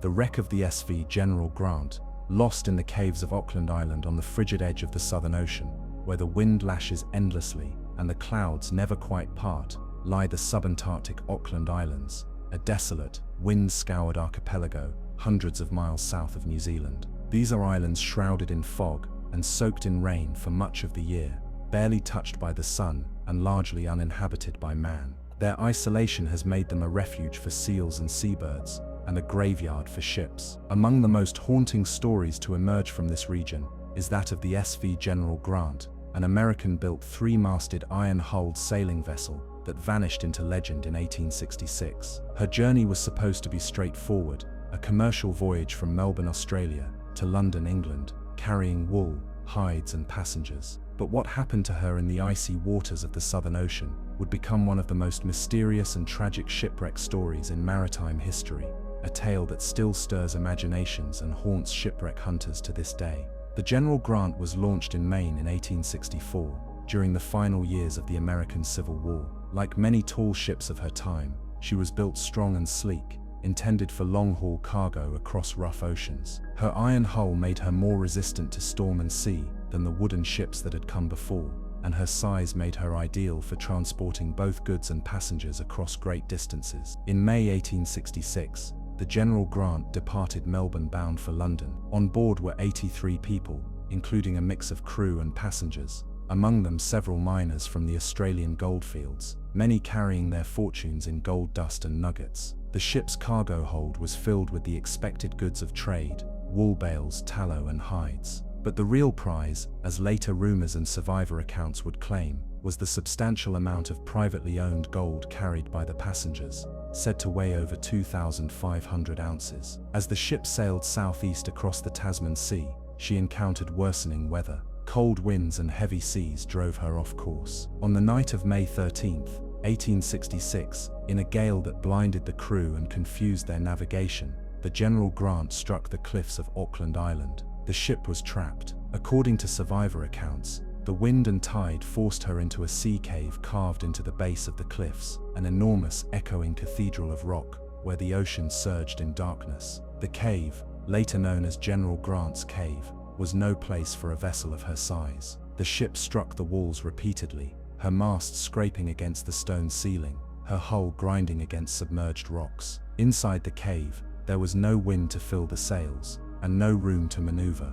The vessel was completely at the mercy of the tide. For hours, the General Grant was battered against the rock until her hull gave way, and the ocean rushed in. Panic set in. Some of the lifeboats were launched, others smashed. The darkness of the cave, the howling of the wind outside, and the freezing water made coordination nearly impossible. One by one, passengers and crew were swept into the sea or dragged down with the ship. Only 15 people made it to shore alive, a mixture of crew and passengers. They were stranded, wet and freezing, on the remote and uninhabited Auckland Islands. The Auckland Islands were no haven. The survivors faced howling gales, constant rain, and a barren landscape of rock and scrub. With no hope of immediate rescue, they salvaged what they could. Some food and supplies washed ashore, along with pieces of the ship.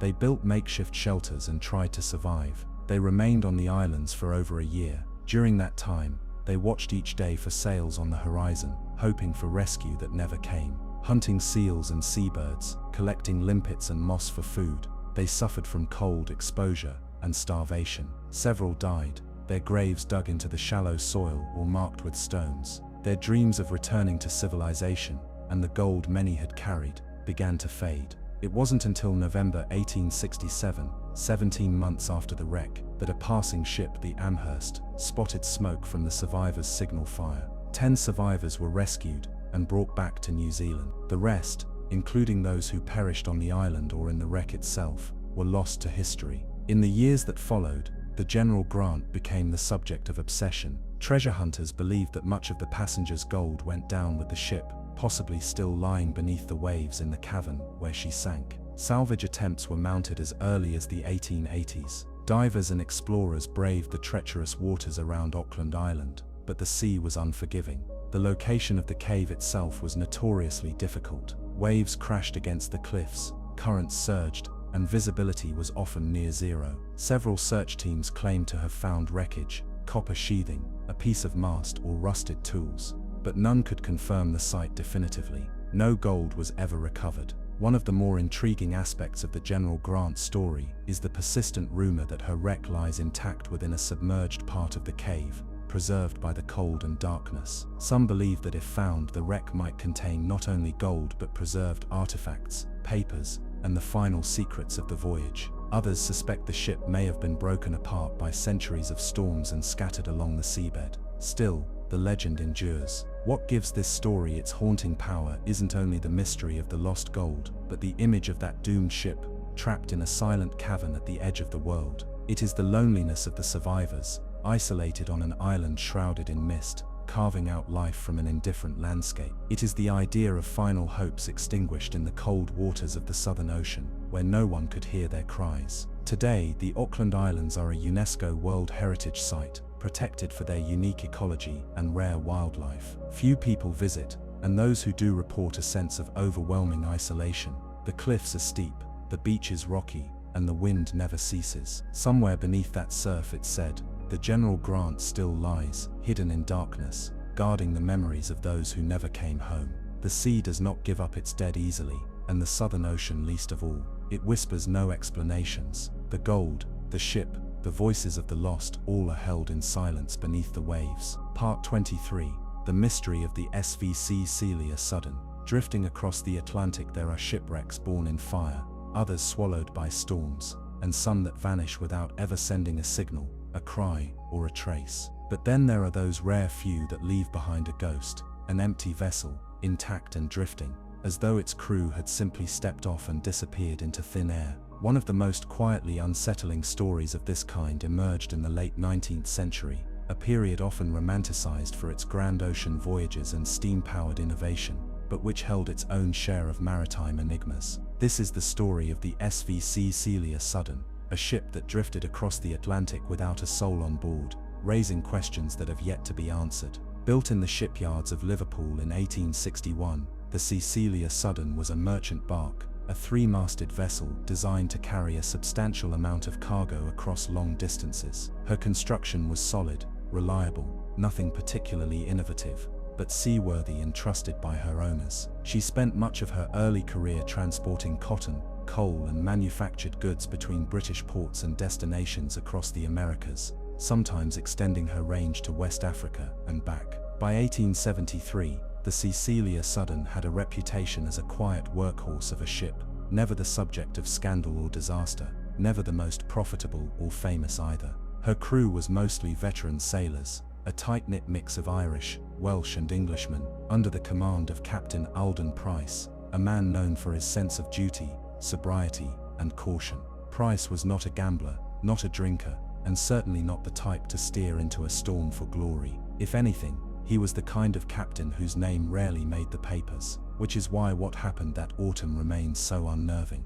The Celia Sudden departed from Pernambuco, Brazil, in early September 1873, bound for Lisbon, with a cargo of hardwood, sugar, and a few private goods, mostly parcels and personal effects from traveling merchants. Her route would take her northeast through the tropical Atlantic, catching the tailwinds off the coast of Africa, before turning into the more temperate zones near Portugal. The journey was expected to take roughly 5 weeks, depending on weather conditions. There was nothing unusual about the voyage in its opening weeks. Reports from passing ships, logged later, suggest that she was last sighted in mid-September, roughly 800 miles west of the Canary Islands. At the time, she was reported to be in good condition, moving steadily under full sail. The weather had been mild, seas moderate, nothing out of the ordinary, and then, silence. No distress signal, no wreckage, nothing at all. 3 weeks later, on October 9th, a British steamer, the Ravenshade, spotted a strange silhouette off her port bow near the Azores. It was a bark,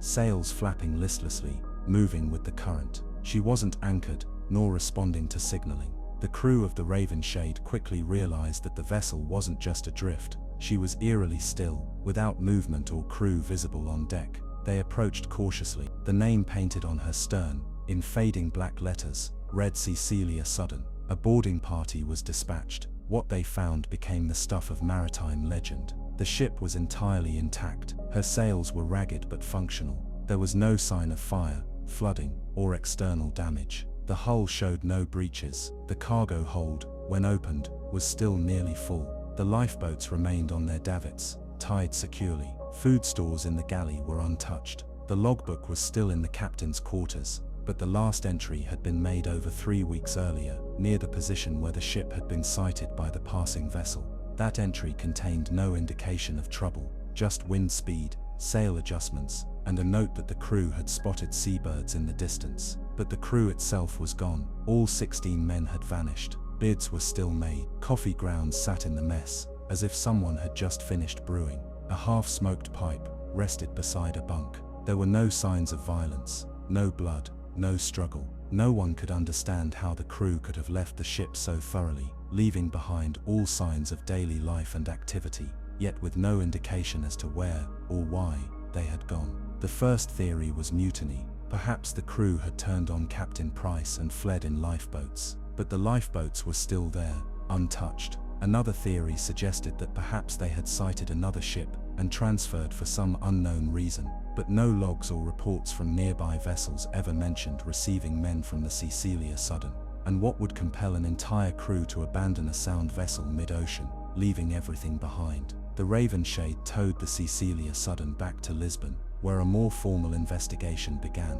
Divers inspected her hull and found no unusual damage. Her cargo was accounted for. The sails had weathered some mild storms, but nothing extreme. Experts at the time speculated on more exotic causes. A sudden outbreak of disease perhaps, though there were no signs of illness aboard. Or maybe, some proposed, a freak wave had swept the crew off deck, a tragic accident. But could a single wave remove every man without damaging the ship, or even disturbing items in the galley? As the case remained unsolved, rumors flourished. One of the more persistent legends involved a strange entry found scrawled in the margins of the captain's private journal. Written in shaky hand, possibly not by Price himself, was a single sentence. The men whisper of singing. Nothing else followed. To many it was dismissed as a prank, or a flourish added by a bored journalist later retelling the story. But to others it hinted at something stranger. Could the crew have encountered a hallucination-inducing phenomenon? Underwater gas vents perhaps, some form of poisonous bloom in the air.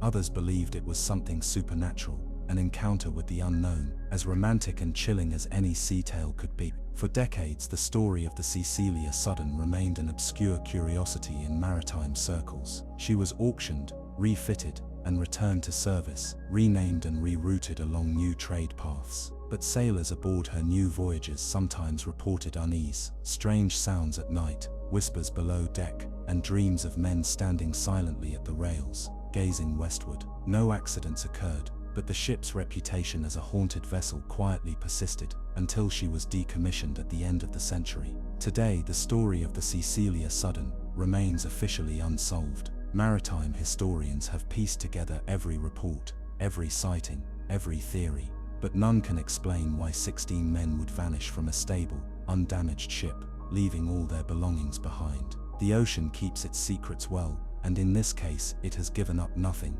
No bodies, no final words, no signposts pointing to the truth. What lingers is the image of the Cecilia Sudden, drifting slowly across the Atlantic, sails hanging limp, her decks eerily quiet. A vessel perfectly whole, yet abandoned. A question mark on the water, and perhaps, just perhaps, a reminder that in the vastness of the sea, the boundary between the explainable and the uncanny is far thinner than we'd like to believe. Part 24. The disappearance of the HMS Stanley, Britain's lost ironclad.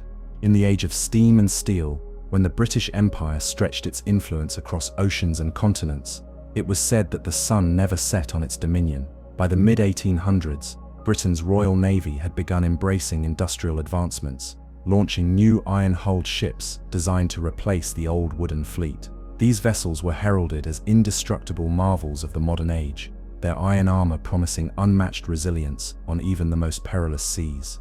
Among the early entries in this bold new chapter of naval engineering was the HMS Stanley, a hybrid steam and sail ironclad built to serve the Crown's interests in distant waters. But despite the promise of her design, the Stanley would become the centerpiece of one of the most enigmatic maritime disappearances in Victorian history, a tale of pride, secrecy, and sudden silence on the high seas. Launched in 1867 from the Woolwich Royal Dockyard, the HMS Stanley was intended as a multi-purpose vessel, capable of diplomatic missions, transport, and if necessary, light combat. She was neither the largest nor most heavily armed ship in the fleet, but her innovation lay in her hybrid nature, a stout iron hull with reinforced bow plating for light icebreaking, twin masts that could carry sails on long voyages to save coal, and a modest but efficient steam engine with screw propulsion that allowed for greater maneuverability in calm conditions. By early 1869, she was deemed seaworthy and was deployed on a special mission to the South Atlantic. According to official documents later released by the Admiralty, the Stanley's voyage was a routine diplomatic transport mission. She was to ferry consular agents from Sierra Leone to several islands in the South Atlantic, eventually returning to Plymouth via Ascension and St. Helena. Yet rumors quickly spread in the months after her departure that the true nature of her voyage was more clandestine. Whispers of secret cargo, of experimental equipment meant for deployment at sea, or even of early submarine testing trials aboard the vessel. Whether these rumors held any truth or were merely the products of late-night tavern tales remains uncertain. What is clear is that something unusual happened once the Stanley slipped from view. The ship departed Sierra Leone in March of 1869, sailing west toward Ascension Island. She made contact with a merchant vessel, the Altona Belle, on March 19th, about 200 miles off the coast of Liberia. The captain of the Altona Belle reported seeing the Stanley sailing under full steam with additional sails deployed, an odd combination that suggested urgency. Her decks appeared crowded, possibly overstaffed for a diplomatic mission. Crewmen aboard the Belle waved to the Stanley, and one man was said to have shouted something unintelligible across the waves. Then the vessel continued on, disappearing into the southern horizon. That was the last confirmed sighting. Weeks passed. The Admiralty issued standard communications for overdue vessels. When no response came, search ships were dispatched along her expected route. The islands she was supposed to visit reported no landings, no sightings of smoke on the horizon, no signal flares. The Stanley had vanished, not in a storm, not during battle, but in open waters on a clear day. When no wreckage was found, suspicions grew. Some believed that the ship had been deliberately scuttled to erase something, a secret operation gone wrong. Others pointed fingers at foreign agents or pirates, though the South Atlantic was, at that time, relatively secure. Still others suggested mechanical failure. Iron-hulled ships were still in their infancy. Could a critical structural weakness have caused a sudden rupture in the vessel's hull? But even in such a case, why hadn't any debris been found? The sea should have returned something. A barrel, a lifeboat, a piece of coal, but it didn't. The disappearance of the Stanley soon attracted public interest, especially among those with loved ones aboard. Among the missing were not only Royal Navy sailors and officers, but also at least 3 civilians, 2 men with backgrounds in engineering, and 1 woman, Mary Elliott, who was described in the press as a scientific assistant accompanying one of the engineers. Her presence on the ship was never fully explained.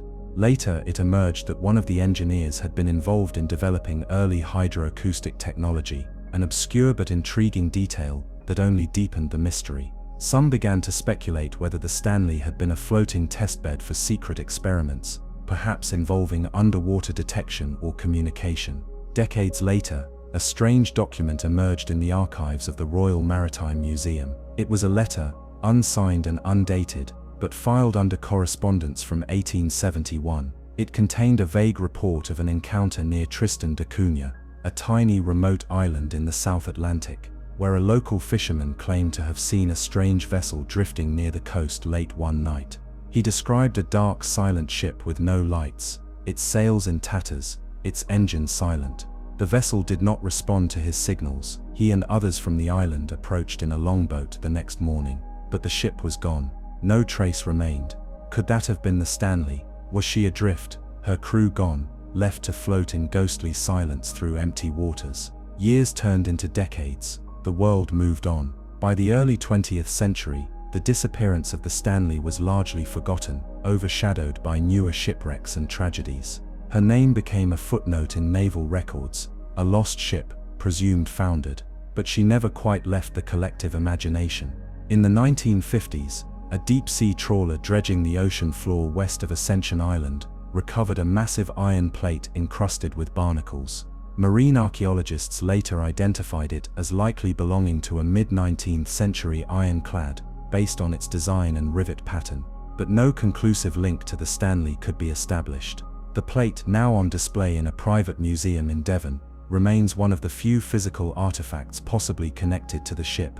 In the absence of hard evidence, the story of the HMS Stanley occupies that grey space between history and myth. She represents the optimism and hubris of a technological age, a vessel of iron and steam, believed to be impervious to the dangers that once claimed wooden ships.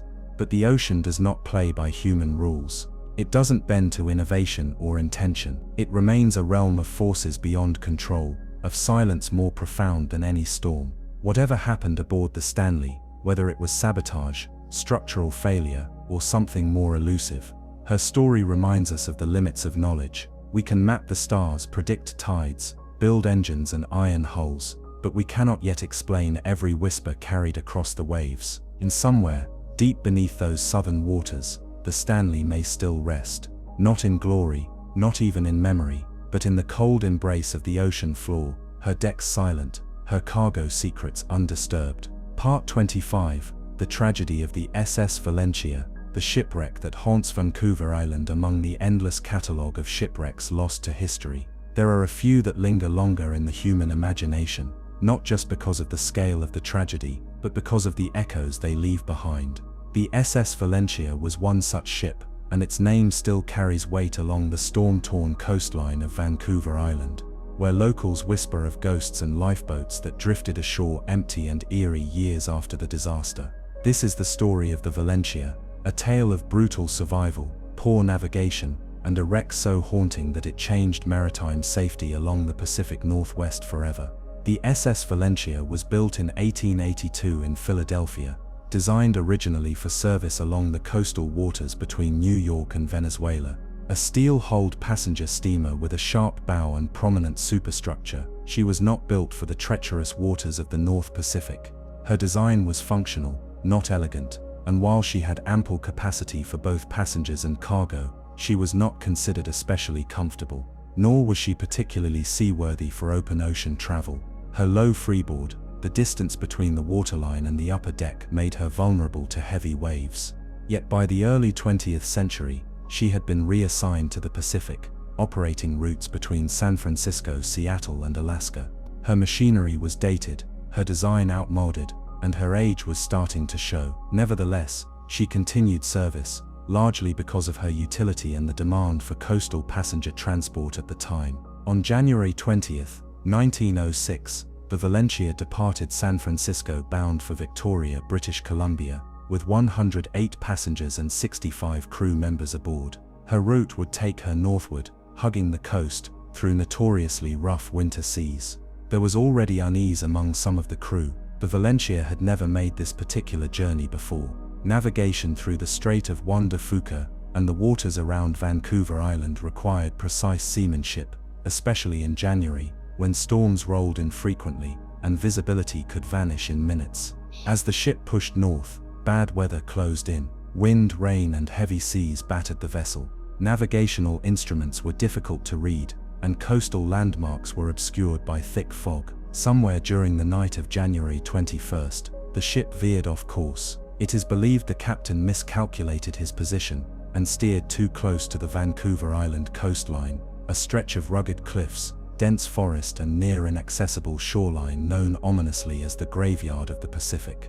At around midnight, the Valentia struck a reef near Patanar Point, close to the mouth of the treacherous Barkley Sound. The collision was sudden and catastrophic. Water poured into the ship's hull, and within minutes the engine room was flooding. The crew attempted to reverse the engines and back the ship off the reef, but the vessel was already grounded in a deadly position. Massive waves slammed into her starboard side, pushing her further onto the rocks. Panic spread quickly. In the chaos, lifeboats were lowered, but most were poorly launched. The stormy seas capsized several immediately, throwing terrified passengers into the icy Pacific. Others became entangled in the ropes and wreckage. Of the 7 lifeboats deployed, only 1 would ever be found with survivors. The remainder of the passengers, those who hadn't taken to the boats or been swept away, clung to the upper decks and the rigging, hoping for rescue.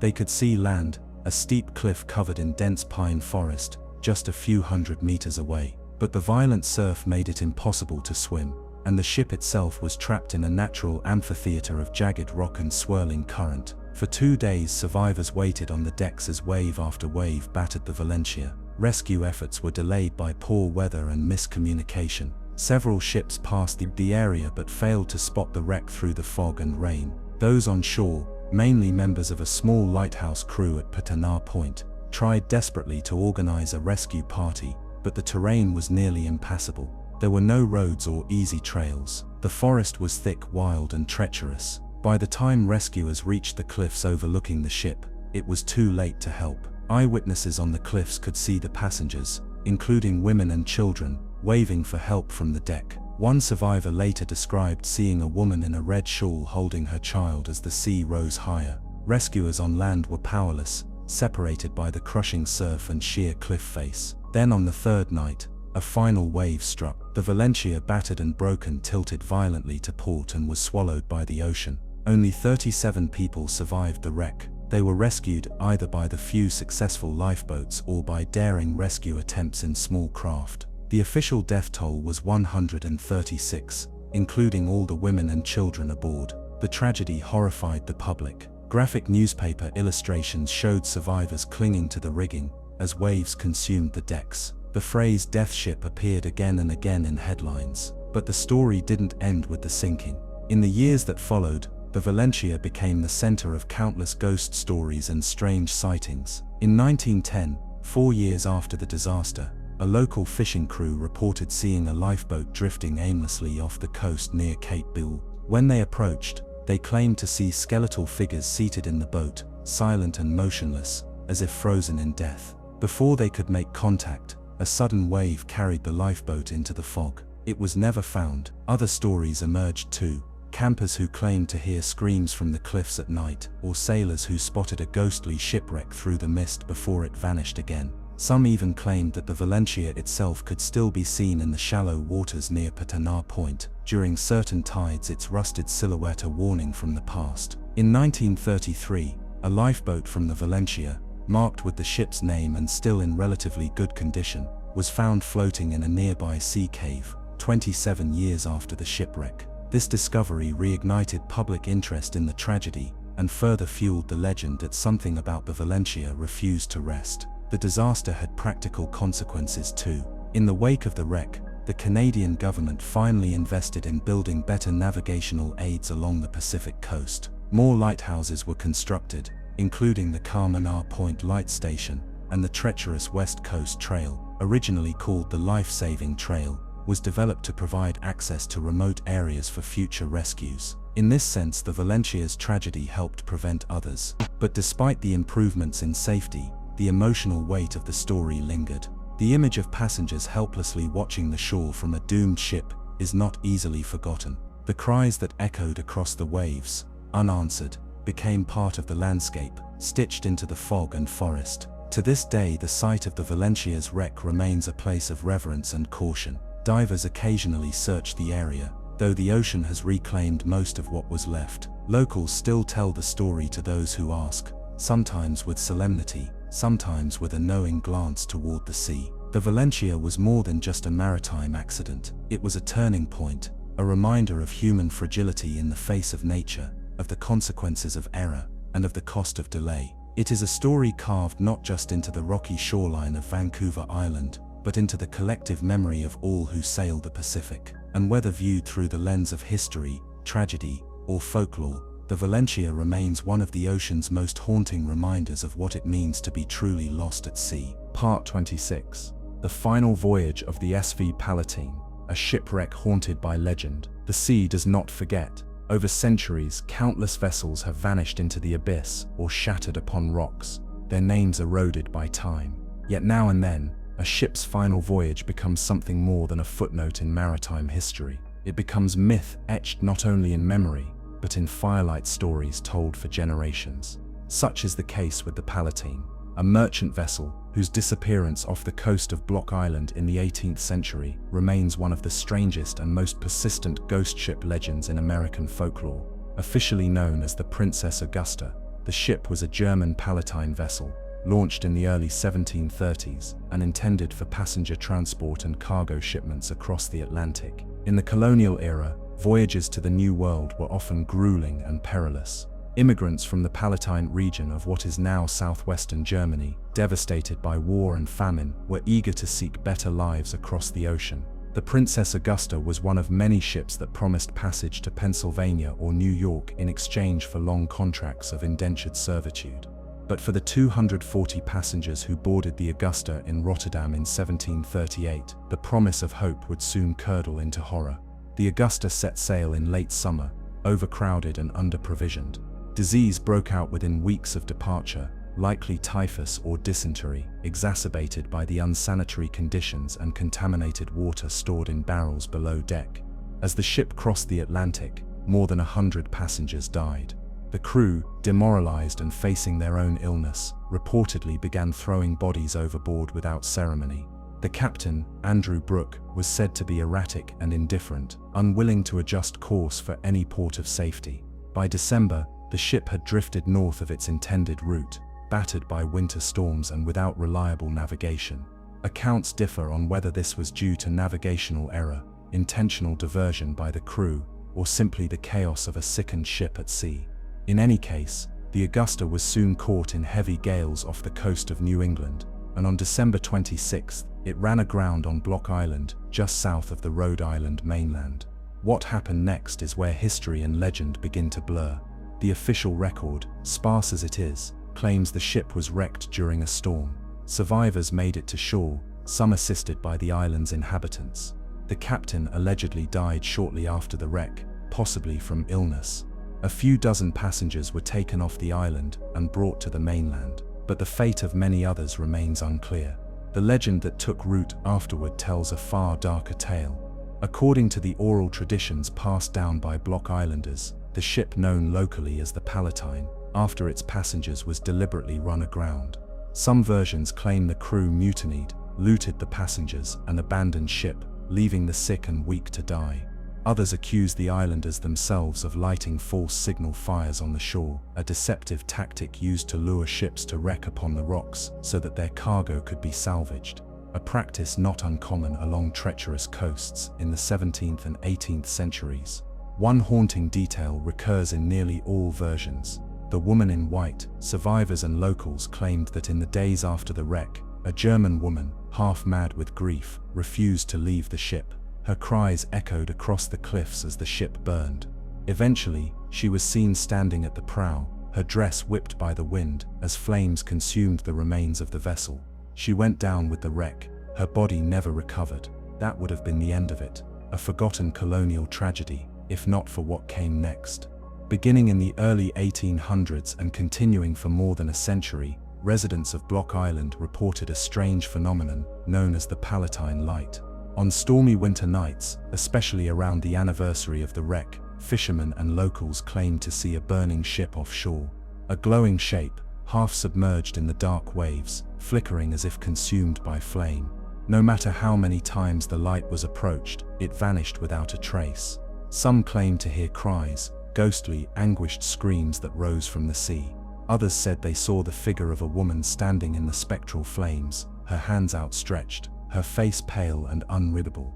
In 1869, poet John Greenleaf Whittier immortalized the tale in his poem, The Palatine, recounting the legend of the doomed vessel and the ghostly light that still haunted the coast.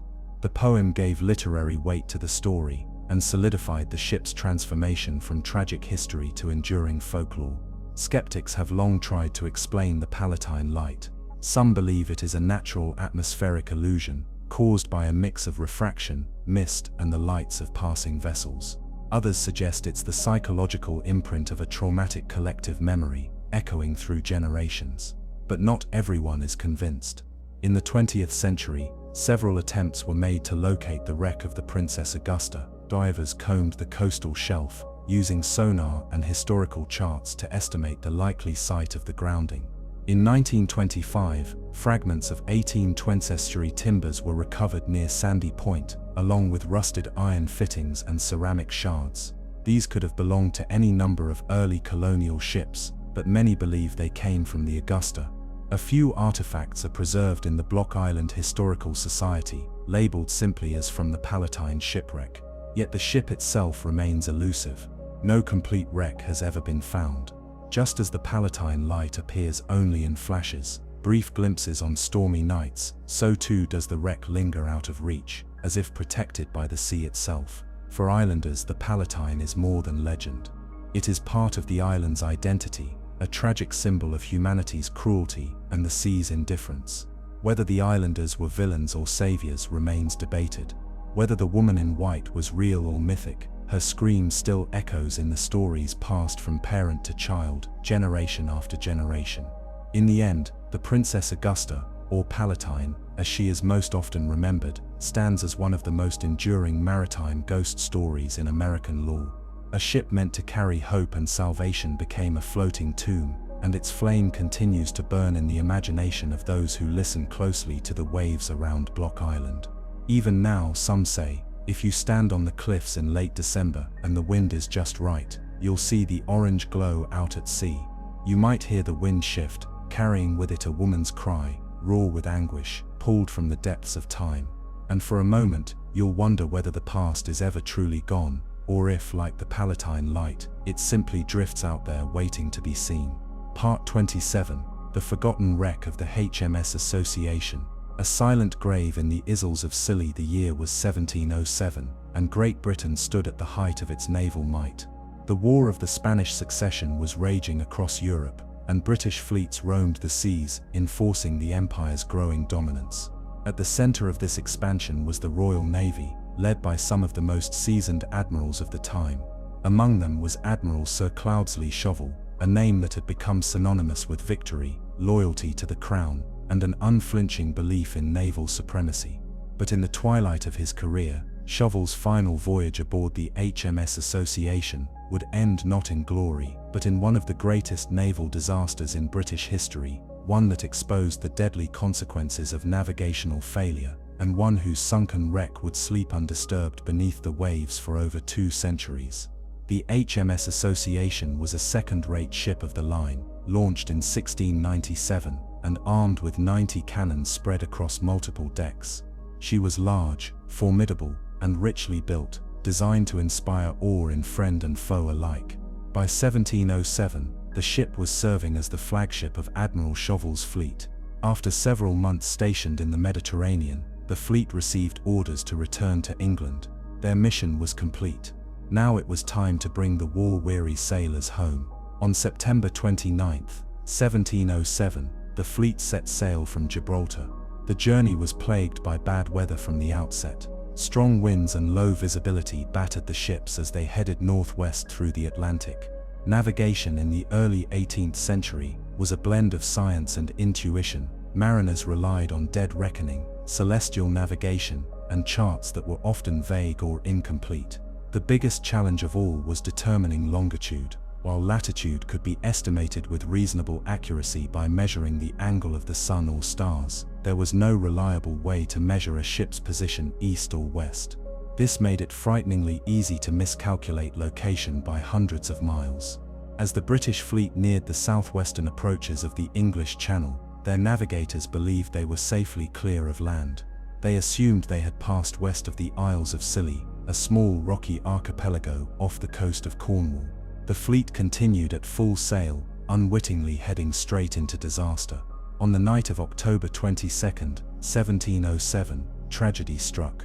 As darkness fell and visibility deteriorated further, the fleet sailed directly into the hidden reefs and shoals of the Isles of Scilly. The HMS Association was the first to strike. In a matter of moments, her hull was ripped open by underwater rocks. The immense ship, still laden with her full complement of cannons, supplies, and over 800 men, began to take on water rapidly. Panic erupted on board. Some sailors attempted to lower boats, others clung to floating debris, but the sea was unforgiving. Within minutes, the association broke apart and sank beneath the waves. 3 other ships in the fleet, the Eagle, the Romney, and the Firebrand, also struck the rocks and were lost. In total, nearly 2,000 men perished that night, including Admiral Shovel himself. According to a persistent legend, Shovel survived the wreck and washed ashore on one of the islands. A local woman found him, injured but alive. Recognizing the Admiral and his ornate ring, she murdered him for the jewelry and buried his body in secret. Though the tale is compelling, historical evidence suggests the Admiral died in the sinking. His body was later recovered and buried in Westminster Abbey beneath a grand monument. The disaster stunned the British public. How could such an experienced admiral commanding the might of the Royal Navy suffer such a colossal navigational blunder? The answer lay in the limitations of the era's maritime science. The catastrophe underscored the urgent need for a reliable method of determining longitude at sea. In response, Parliament passed the Longitude Act of 1714, offering a massive reward of £20,000 equivalent to millions today to anyone who could develop a method to accurately calculate longitude. This incentive eventually led to one of the great scientific breakthroughs of the 18th century, the invention of the marine chronometer by John Harrison, a device that revolutionized navigation and saved countless lives in the centuries to come. But for the men of the association, the solution came too late. After the disaster, the wreck of the association was largely forgotten.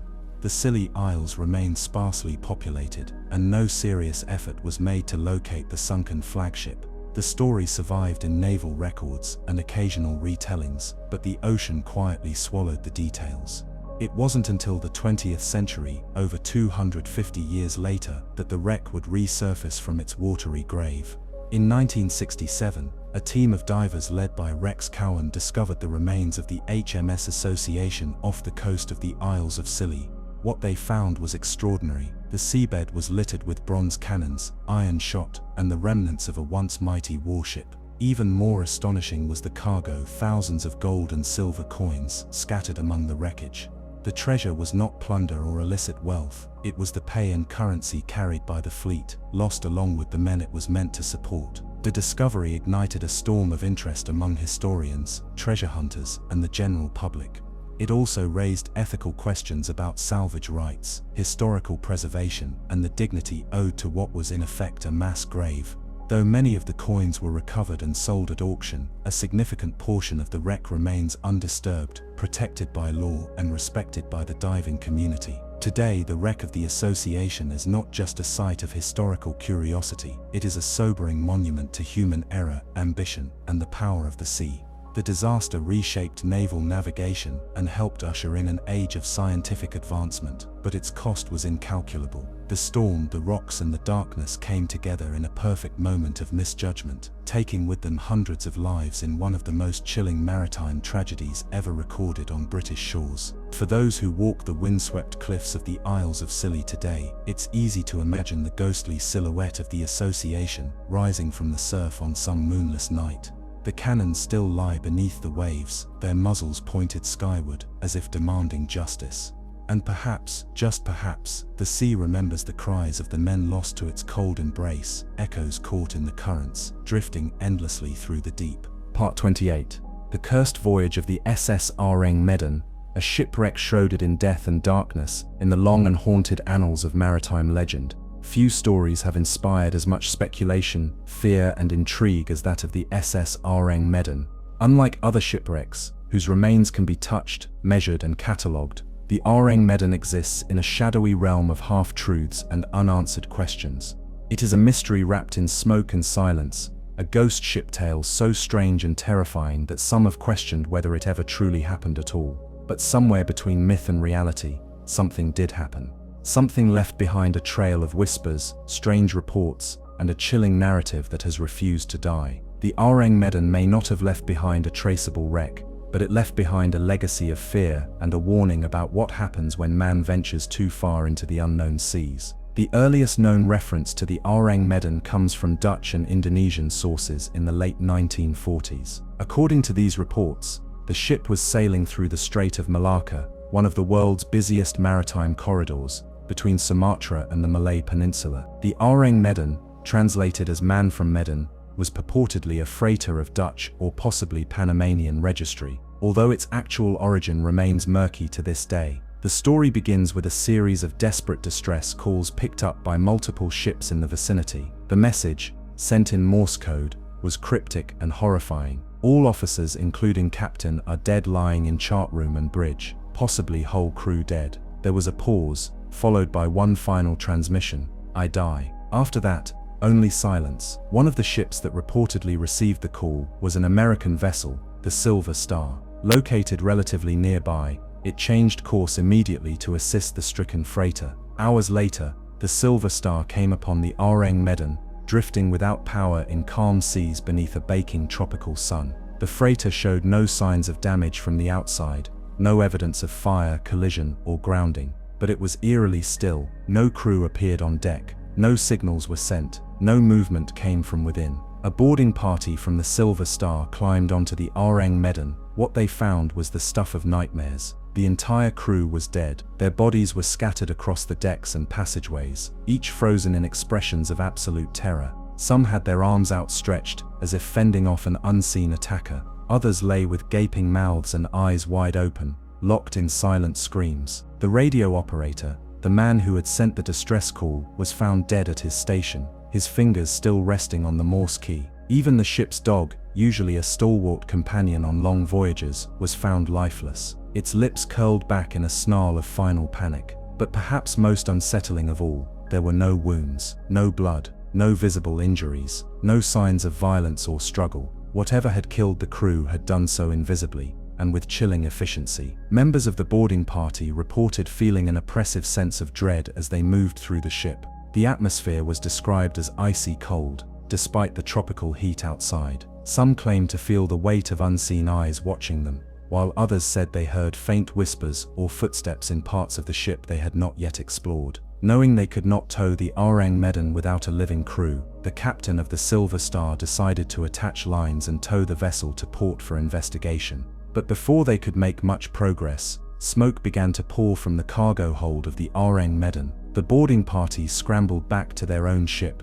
Moments later, an explosion ripped through the hull of the ghost ship. Flames erupted skyward. The Orang Medan burned fiercely, then sank beneath the surface of the sea, taking with it any remaining evidence of what had happened on board. The exact location of the wreck has never been confirmed. No verified wreckage has ever been recovered. The ship's logs, if they existed, are lost to the deep, and the identity of the vessel itself remains shrouded in doubt.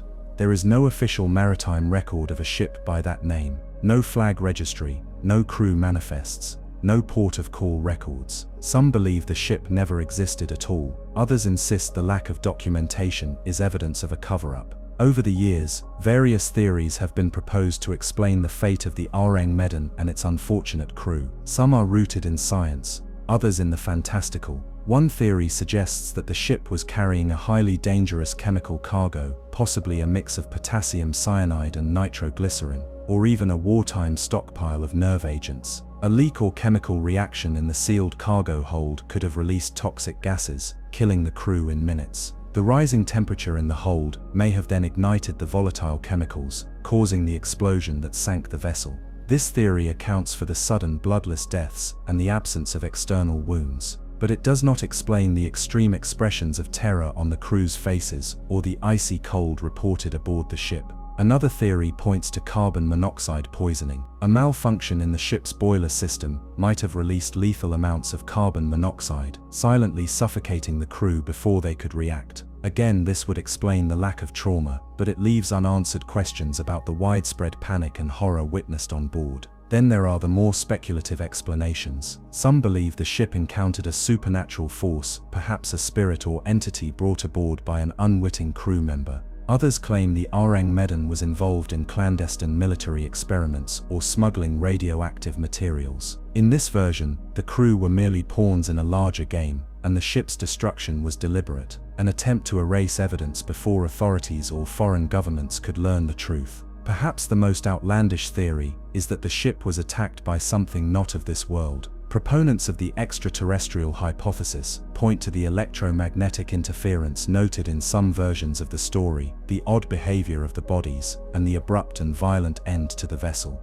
They argue that the crew may have witnessed something that should not have been seen, something that looked back. Skeptics, of course, dismiss the entire affair as an elaborate hoax. They point out the inconsistencies in reporting, the lack of verifiable sources, and the mysterious nature of the ship itself. They argue that the tale of the Orang Medan is little more than a modern ghost story, embellished over time until it became legend. And yet the story persists. Writers, researchers, and historians have tried to unravel the mystery for decades. Some have traced the story back to an article published in the Proceedings of the Merchant Marine Council in 1952. Others have found references in obscure Dutch publications from 1948. But no one has been able to definitively confirm or disprove the ship's existence. Today, the Orang Medan lives on in whispers. It drifts through the darker corners of maritime lore like a spectre in the fog. The idea of a ship lost not to weather or war, but to something unknown and invisible, continues to haunt those who spend their lives at sea.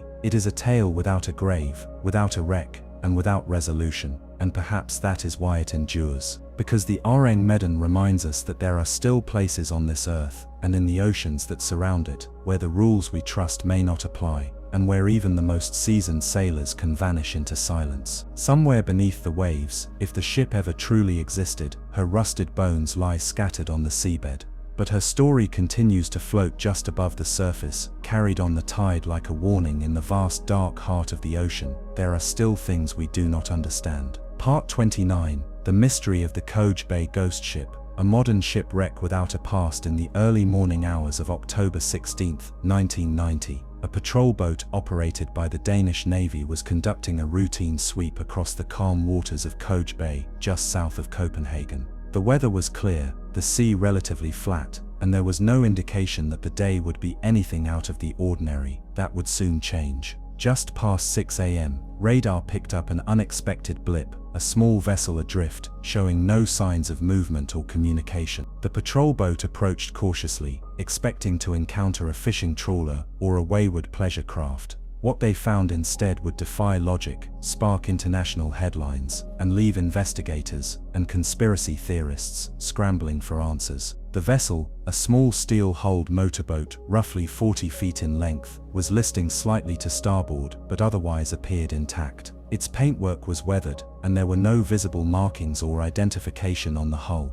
No registration number, no country of origin, no name. No distress signal had been sent, no prior reports of a missing vessel matching its description had been filed. It was, for all intents and purposes, a ghost ship. When Danish authorities boarded the craft, the sense of unease deepened immediately. The interior of the boat showed signs of abrupt abandonment. A kettle had boiled dry on the stove, cups sat on a table, as if someone had just poured tea. The beds in the tiny quarters were unmade but not ransacked. Maps were laid out in the navigation area, with penciled notations that seemed fresh, circling regions of the North Sea and parts of the Baltic. But most striking of all, the boat was completely empty. Not a single person was on board. No crew, no personal belongings, no logbook, no signs of foul play, no evidence of mechanical failure, nothing. And the mystery was only just beginning. Investigators soon realized they had no records of this ship ever entering Danish waters. It had no transponder, no AIS signal, no documentation of origin. Without a ship name or registry, it was impossible to trace ownership.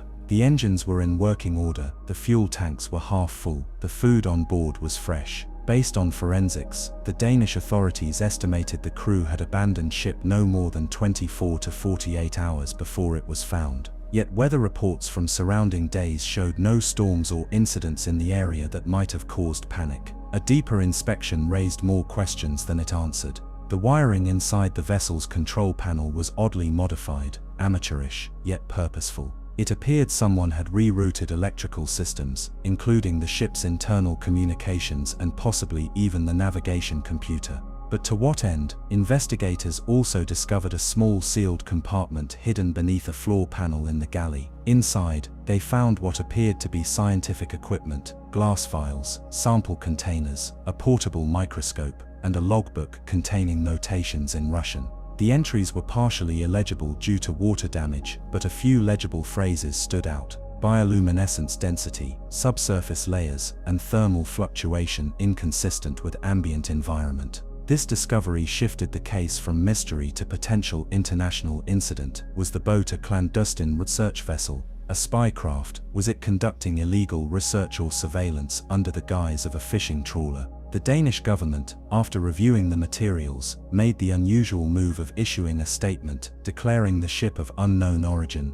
and classified the case as closed due to insufficient evidence. The vessel was eventually towed to a naval yard and dismantled for scrap. Any remaining documentation or artifacts recovered from the hidden compartment were, if rumors are to be believed, turned over to intelligence services. But the mystery would not be so easily buried. In the weeks that followed the incident, amateur radio operators across Scandinavia began to share strange stories. Several claimed to have picked up fragments of broadcasts' shortwave messages in heavily accented English and Russian near the same time the ghost ship was discovered. Some of these operators, working from Norway and Sweden, said the messages contained references to specimen containment failure and unauthorized surface breach. Naturally, speculation exploded. Was the vessel conducting secret biological experiments? Had it recovered something from the ocean that proved too dangerous to contain? Some linked it to older stories of bizarre marine organisms pulled from the deep, plankton blooms with unknown DNA signatures, or luminescent shapes seen just beneath the surface during sonar scans. Others insisted the ship's disappearance was the result of something paranormal.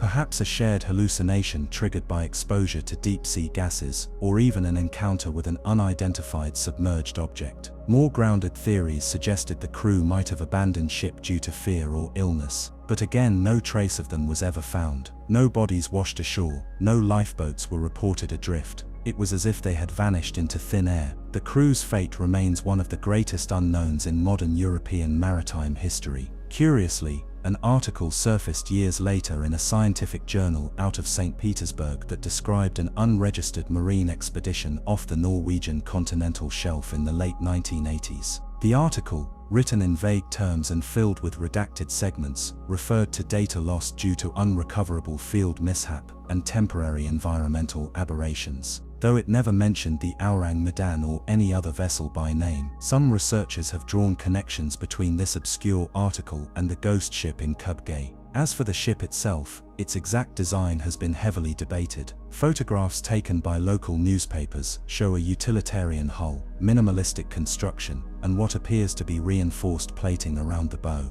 Unusual for a vessel of its size. Some have theorized it may have been a prototype vessel, built for short-term missions and never intended to be logged officially. Others see it as a relic from the Cold War, a leftover from the murky naval games played in the shadowed waters of the Baltic and Barents Seas. Even more unsettling are the stories told by those who were part of the original boarding party. Years later, one Danish officer came forward under anonymity and claimed that the ship had an unshakable atmosphere, a feeling of presence, of being watched. He described hearing faint metallic clinking, like footsteps on deck, even when everyone had disembarked. Another sailor reported strange dreams for weeks afterward, filled with images of black water, whispering voices, and a pulsing red light glowing from beneath the sea. Today, the story of the Kubgay ghost ship is rarely spoken of officially. It exists in fragments, newspaper clippings, declassified scraps, old interviews conducted in shadowy corners of naval pubs. No government has claimed responsibility, no identity has ever been established, and no trace of the crew has ever surfaced. It remains one of the rare modern shipwreck mysteries where we know exactly when the ship appeared, but have no idea where it came from, why it was there, or how its story ended. In the clear, shallow waters of Kubgay Bay, there is no trace left of the vessel. But those who remember the day it was found still speak of it in hushed tones. A steel ghost emerging from nowhere, vanishing just as quickly, leaving behind only questions. In an age of satellites, tracking systems, and digital records, it is perhaps the last great mystery of the modern sea. A reminder that the ocean, even in its most well-traveled lanes, can still cradle secrets darker than the abyss. Part 30. The final voyage of the HMS Eurydice, a ghost ship in broad daylight, off the southern coast of England, where the waters of the English Channel churn and stretch beneath grey skies and white cliffs. A naval disaster unfolded in 1878 that would imprint itself on British maritime memory. This was no ordinary shipwreck. This was the sudden and violent end of a vessel beloved by the Royal Navy, a ship carrying not just sailors but the hopes of a new generation of mariners. What made the tragedy even more unsettling was not just how the ship met her fate, but what happened afterward. Repeated sightings, ghostly reports, and a legacy that remains etched in the very air above the sea. The ship was the HMS Eurydice, a 26-gun Royal Navy training vessel, originally launched in 1843. By the time she met her fate, she had been refitted and reassigned to serve as a training ship for young seamen, a floating school that embodied the transition between the wooden ships of the Napoleonic era and the modern navy of the Victorian age. She was not a warship in the heat of battle, nor a vessel carrying secret cargo. She was in many ways a symbol of progress, an elegant full-rigged sailing ship, destined to teach rather than fight. On March 6, 1878, the Eurydice set sail from the Caribbean island of Bermuda, making her return voyage to England. On board were more than 300 men, young sailors, instructors, officers and crew, all eager to complete the months-long journey home. Spirits were high, the weather was fair. For weeks, the ship glided across the Atlantic, her white sails billowing against the endless blue sky. But on Sunday, March 24, 1878, as the Eurydice approached the Isle of Wight, within sight of home, the sea turned against her in a moment of catastrophic swiftness. That morning, the weather remained calm, with little wind and patches of sun breaking through cloud. The coastline was visible, families were preparing to receive their sons and husbands. The crew on deck prepared for docking. Then, without warning, a massive squall rolled in from the north, what modern meteorologists now believe to have been a rare line squall, a localized sudden burst of violent weather that dropped like a wall from the sky. The squall struck the Eurydice just off Dunno's Point.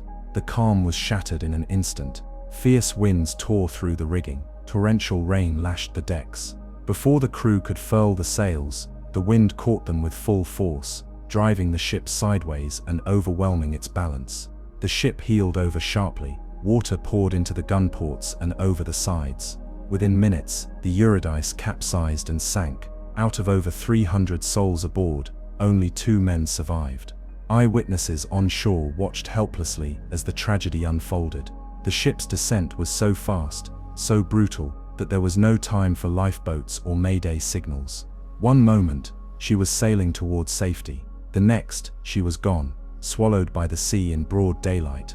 The loss of the Eurydice devastated the nation. Queen Victoria herself expressed sorrow. Newspapers across England ran front-page illustrations of the elegant training ship sinking beneath stormy skies. A massive salvage operation was launched. The wreck was found quickly, lying in shallow waters, mostly intact, her masts tangled in the seafloor. The recovery process was harrowing. Divers brought up the bodies of the young sailors one by one, many still in their hammocks below deck, drowned before they ever knew the ship was sinking. Others were found clutching each other, frozen in their final moments of terror. It took days to recover the dead. The final count, 317 lost. A court of inquiry was convened. The conclusion, the tragedy was the result of an unforeseen and exceptionally violent weather event. No negligence, no enemy action, just the unpredictable fury of nature. But as often happens with sudden and massive loss, official explanations did little to soothe the collective unease.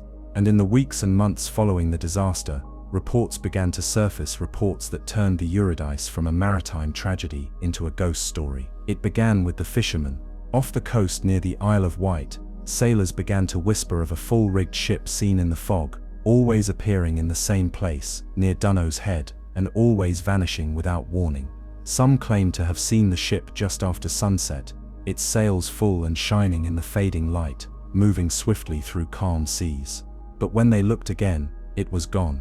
No sound, no wreckage, no ripple. Then came the testimonies of naval officers. In 1902, A Royal Navy crew aboard a training vessel reported seeing the Eurydice in full sail, heading directly toward them. Alarmed, they adjusted course to avoid a collision, only for the ship to vanish before their eyes. Some described the ship as glowing faintly, others said she was completely silent, even though her sails were full and the wind was heavy. But perhaps the most famous sighting came from no less a figure than Prince Edward himself, the future King Edward VII. While visiting the Isle of Wight in 1930, he claimed to have seen a full-rigged ship pass through the fog off the coast, precisely where the Eurydice had gone down. It moved steadily, silently, and then disappeared. The prince later remarked that he had no explanation for what he saw, but he was certain it had not been a trick of the light. Over the decades, the sightings persisted. Some were dismissed as hallucinations or the misidentification of other vessels, but others could not be explained away so easily. Maritime charts noted the frequent reports, locals spoke of the ghost ship of the Channel, and even now, in the age of radar and GPS, strange blips are sometimes recorded in the waters near where the Eurydice sank, blips that move like a ship, then vanish without trace. What makes the Eurydice legend so enduring is its proximity. This wasn't a ship lost in some far corner of the world. It wasn't ancient, or unrecorded, or shrouded in myth. It was seen, well known, and mourned. And then it became something else, something that continued to appear, as if refusing to be forgotten. Today, a memorial stands in the town of Shanklin on the Isle of Wight, commemorating the lives lost aboard the Eurydice. The ship itself, long since broken apart by the sea, left no permanent wreck to explore, but her story lingers.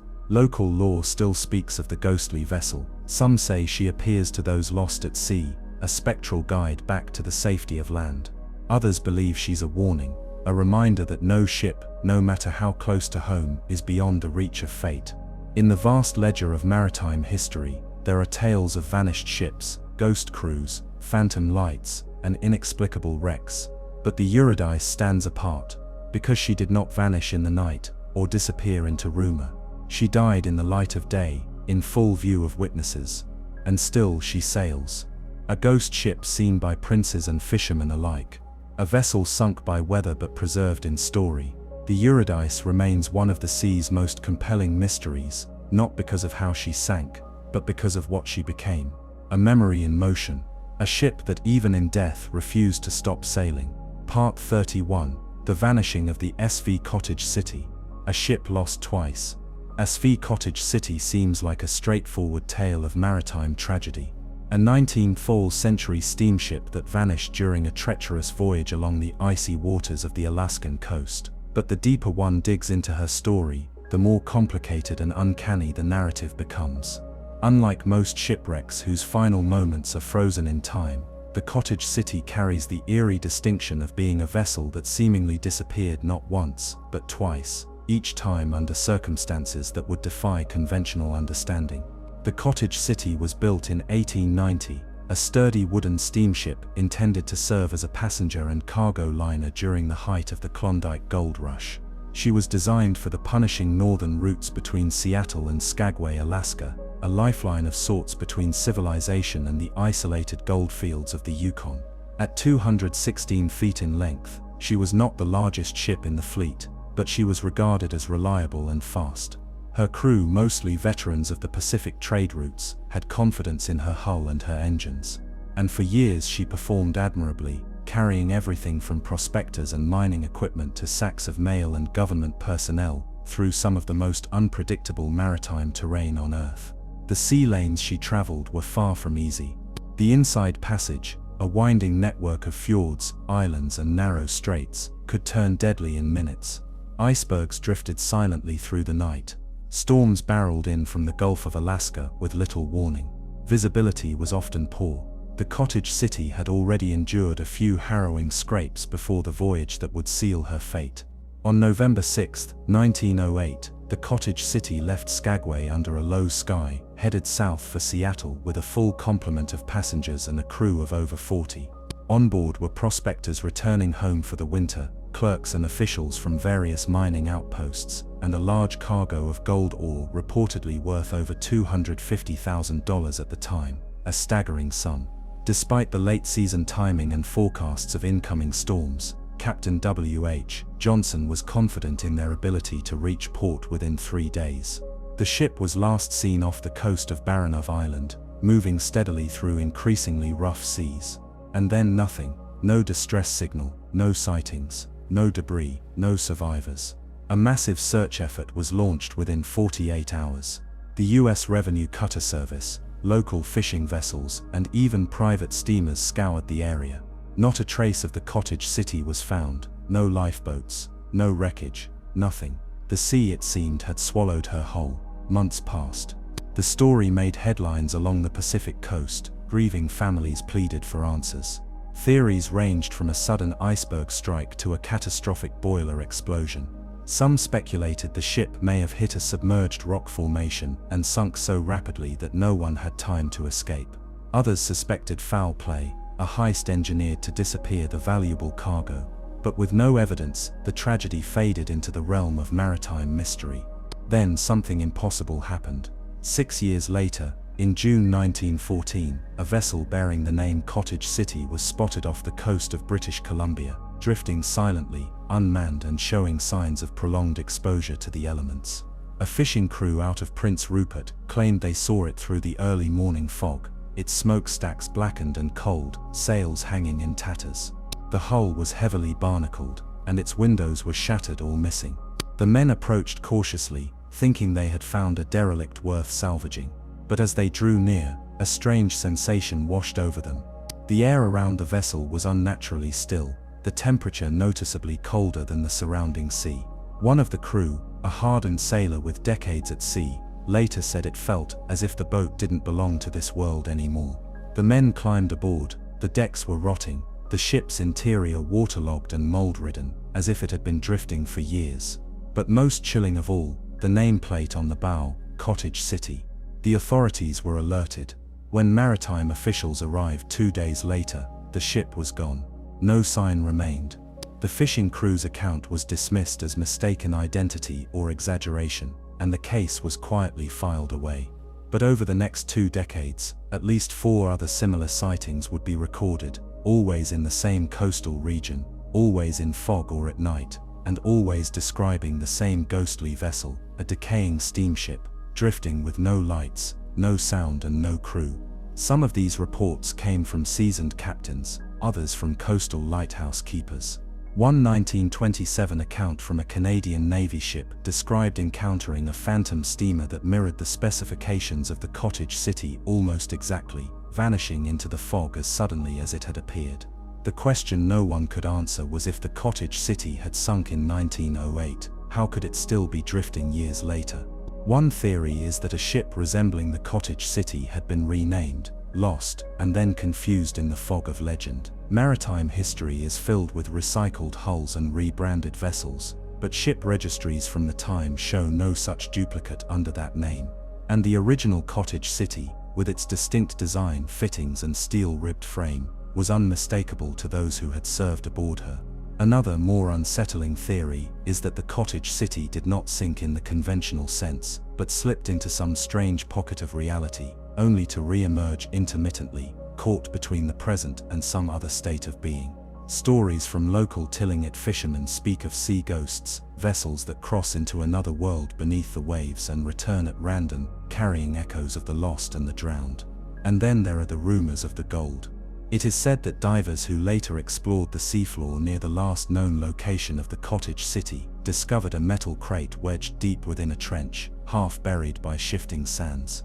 Inside were ingots of raw gold, stamped with mine marks from Skagway. If true, this would confirm the ship did indeed go down. But the crate was reportedly removed, and no public record of its recovery exists. Some believe the gold was quietly claimed by private interests. Others say it was cursed, that the gold itself was the reason the ship was never allowed to rest. Today the Cottage City is remembered in hushed tones among maritime historians.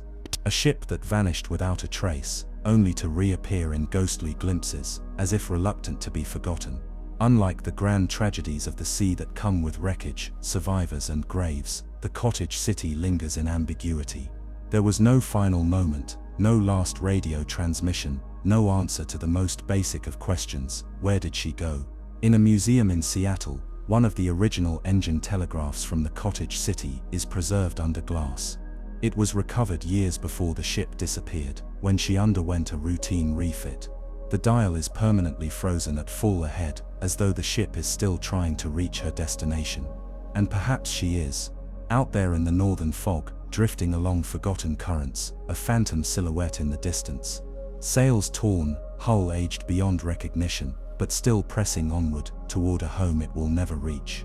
The cottage city remains a riddle written on water. A ship lost twice, once to the sea, and once to the realm of the inexplicable. A vessel that, even in death, cannot seem to find its place. Part 34. The wreck of the SS Valencia, Nightmare on Vancouver's Edge. In the darkened theatre of maritime tragedy, few shipwrecks unfold with the ghastly suspense and helpless horror of the SS Valencia. Her final voyage in January of 1906 became one of the most devastating and mystifying disasters on the Pacific coast. A tale woven from cliffs, storms, missed chances, and a coastline so treacherous it earned the moniker, the Graveyard of the Pacific. What sets the story of the Valencia apart is not only the staggering loss of life, but the surreal quality of its final hours. People watching from cliffs, powerless to help, lifeboats vanishing into nothing, and survivors who later spoke of things that defied explanation. In the years that followed, the wreck itself became a source of haunted fascination. To this day, some claim her ghostly silhouette can still be seen off the shores of Vancouver Island, a phantom forever stuck in its dying moments. The SS Valencia was a passenger steamer, built in 1882 and originally designed for the warmer waters and gentler climate of the Atlantic. She was not a large ship by ocean liner standards, only 252 feet in length, but she had a reputation for reliability. Later transferred to the Pacific route between San Francisco and Seattle, she was pressed into service as a coastal vessel for the West Coast. By 1906, she was past her prime. Her navigation systems were aging, her hull was worn, and she lacked a double bottom, a feature that could have made a difference in what was to come.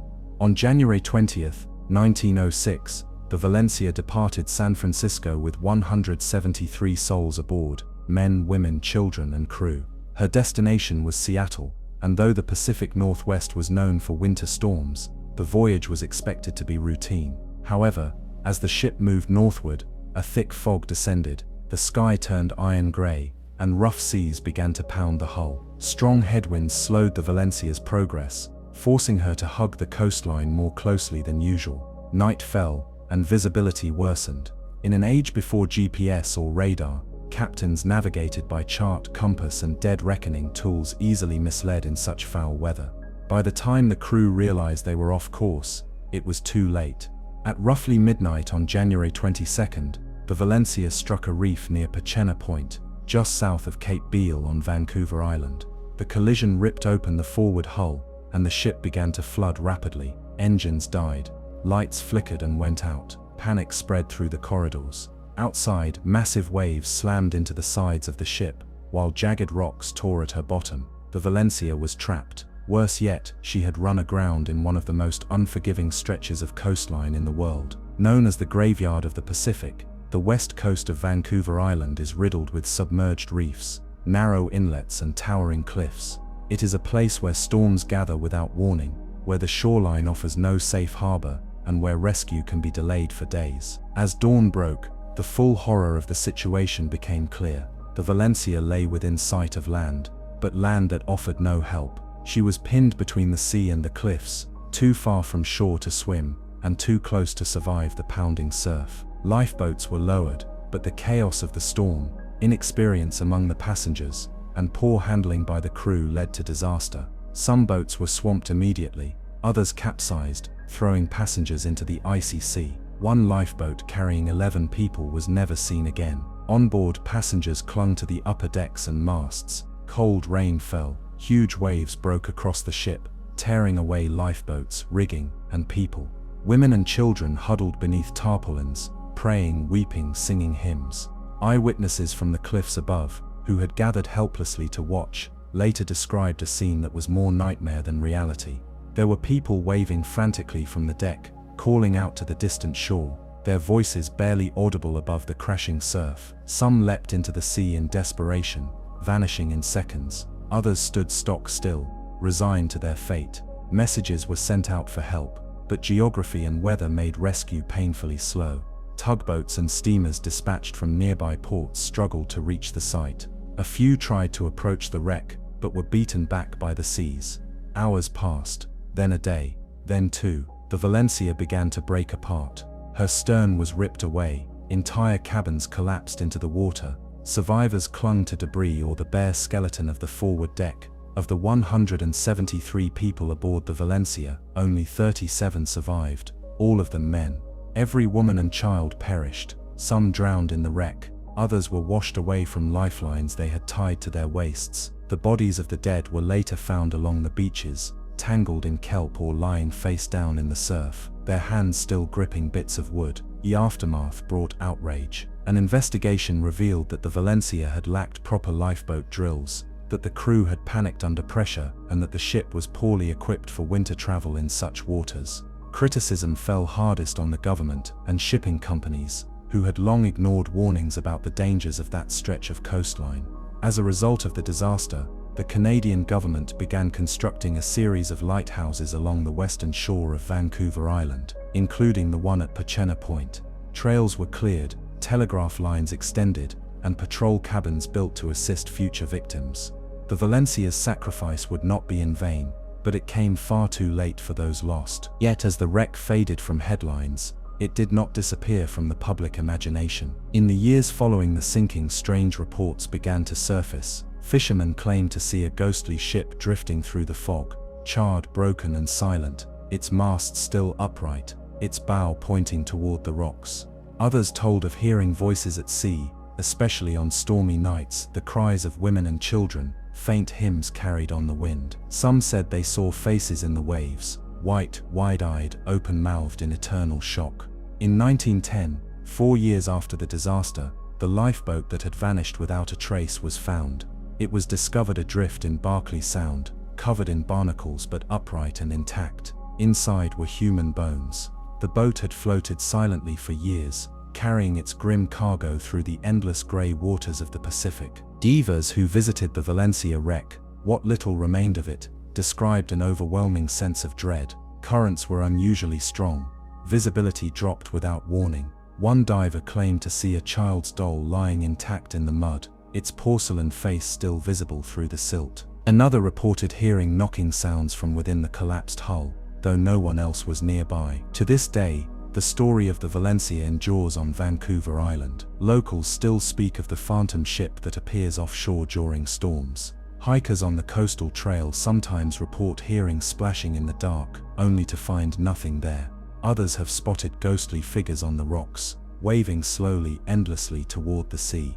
The Valencia remains one of the deadliest maritime disasters in the Pacific Northwest, and certainly one of the most haunted. But more than that, it is a chilling reminder of how quickly a routine voyage can descend into horror, how even within sight of land, survival is never guaranteed, and how the sea, once it claims something, does not always let it go. Somewhere beyond the surf, in the rolling fog and the ceaseless roar of the waves, the Valencia still sails, if not in body, then in memory.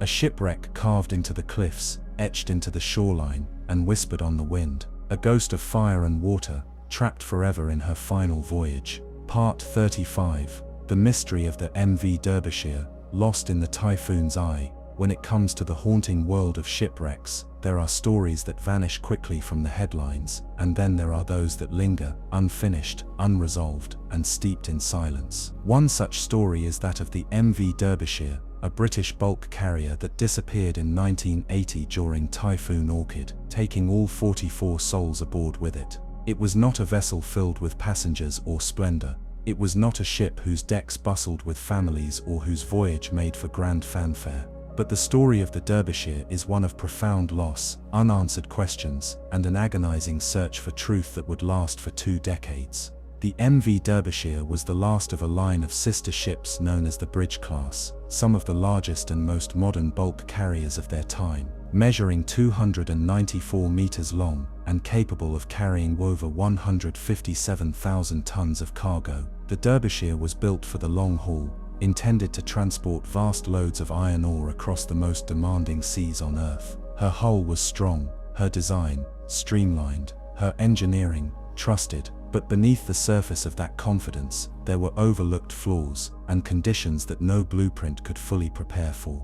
On September 11, 1980, the Derbyshire left the port of Sept-Îles, Quebec, Canada, bound for Kawasaki, Japan. Her cargo was iron ore, dense, heavy, and unforgiving once in motion.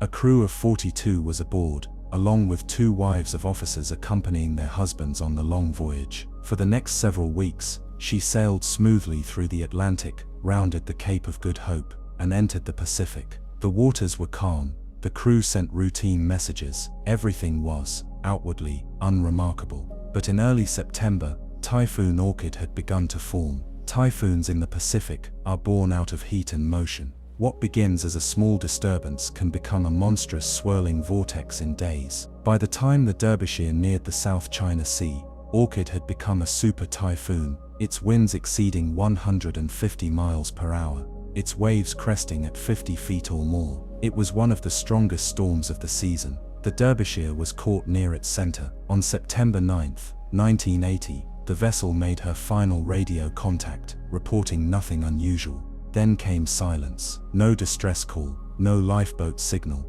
no debris. The Derbyshire had simply vanished. At first, the shipping company assumed communication had been disrupted by the storm. Days passed. When no signal came, search operations began. Helicopters, patrol aircraft, and ships scoured the typhoon zone. But the ocean had already buried its secret. No trace of the Derbyshire or her crew was found. 44 lives had disappeared without explanation. In the weeks that followed, the story struggled to gain traction. There was no sensational narrative, no iceberg, no collision, no last-minute mayday, just an empty silence. Investigations were launched, but with no wreckage, there was little to analyze. The official inquiry at the time concluded the ship had likely been overwhelmed by the storm and broken apart under the strain. It was labeled a tragedy, but not necessarily a mystery. For the families of those lost, that was not enough. Relatives of the crew, many of whom were from the seafaring communities of Liverpool and the surrounding areas, refused to accept that a ship so modern and strong could vanish without a trace. They organized,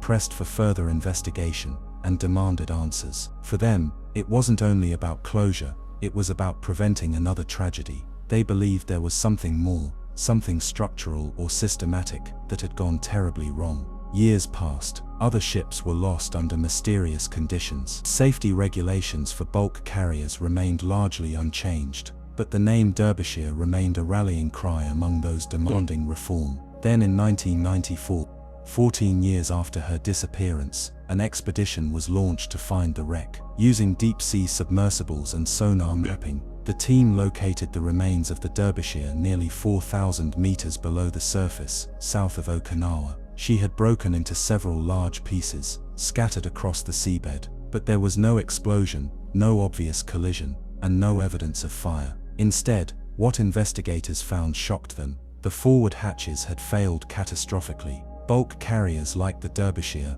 are vulnerable to stress from massive waves crashing down on their bows. If water enters the forward holds, it can cause the ship to list, and eventually to break apart. The investigation revealed that the Derbyshire's hatch covers had not withstood the pounding of the typhoon. Under the relentless weight of water from the storm, the metal seams had ruptured, letting torrents of sea pour into the cargo holds. Once compromised, the ship sank quickly, so fast in fact, that no distress call could be sent. It was a revelation that led to widespread changes in maritime regulations. Hatch strength standards were overhauled. Bulk carrier safety became a new priority for maritime agencies. The Derbyshire's loss, long dismissed as a tragic footnote, had become a case study that saved lives. And yet, even with answers found, there is something deeply unsettling about her fate. Divers who visited the wreckage described a profound stillness around the site. The ship lies in two main sections, twisted but recognizable, surrounded by iron ore, now spread across the ocean floor. No bodies were recovered,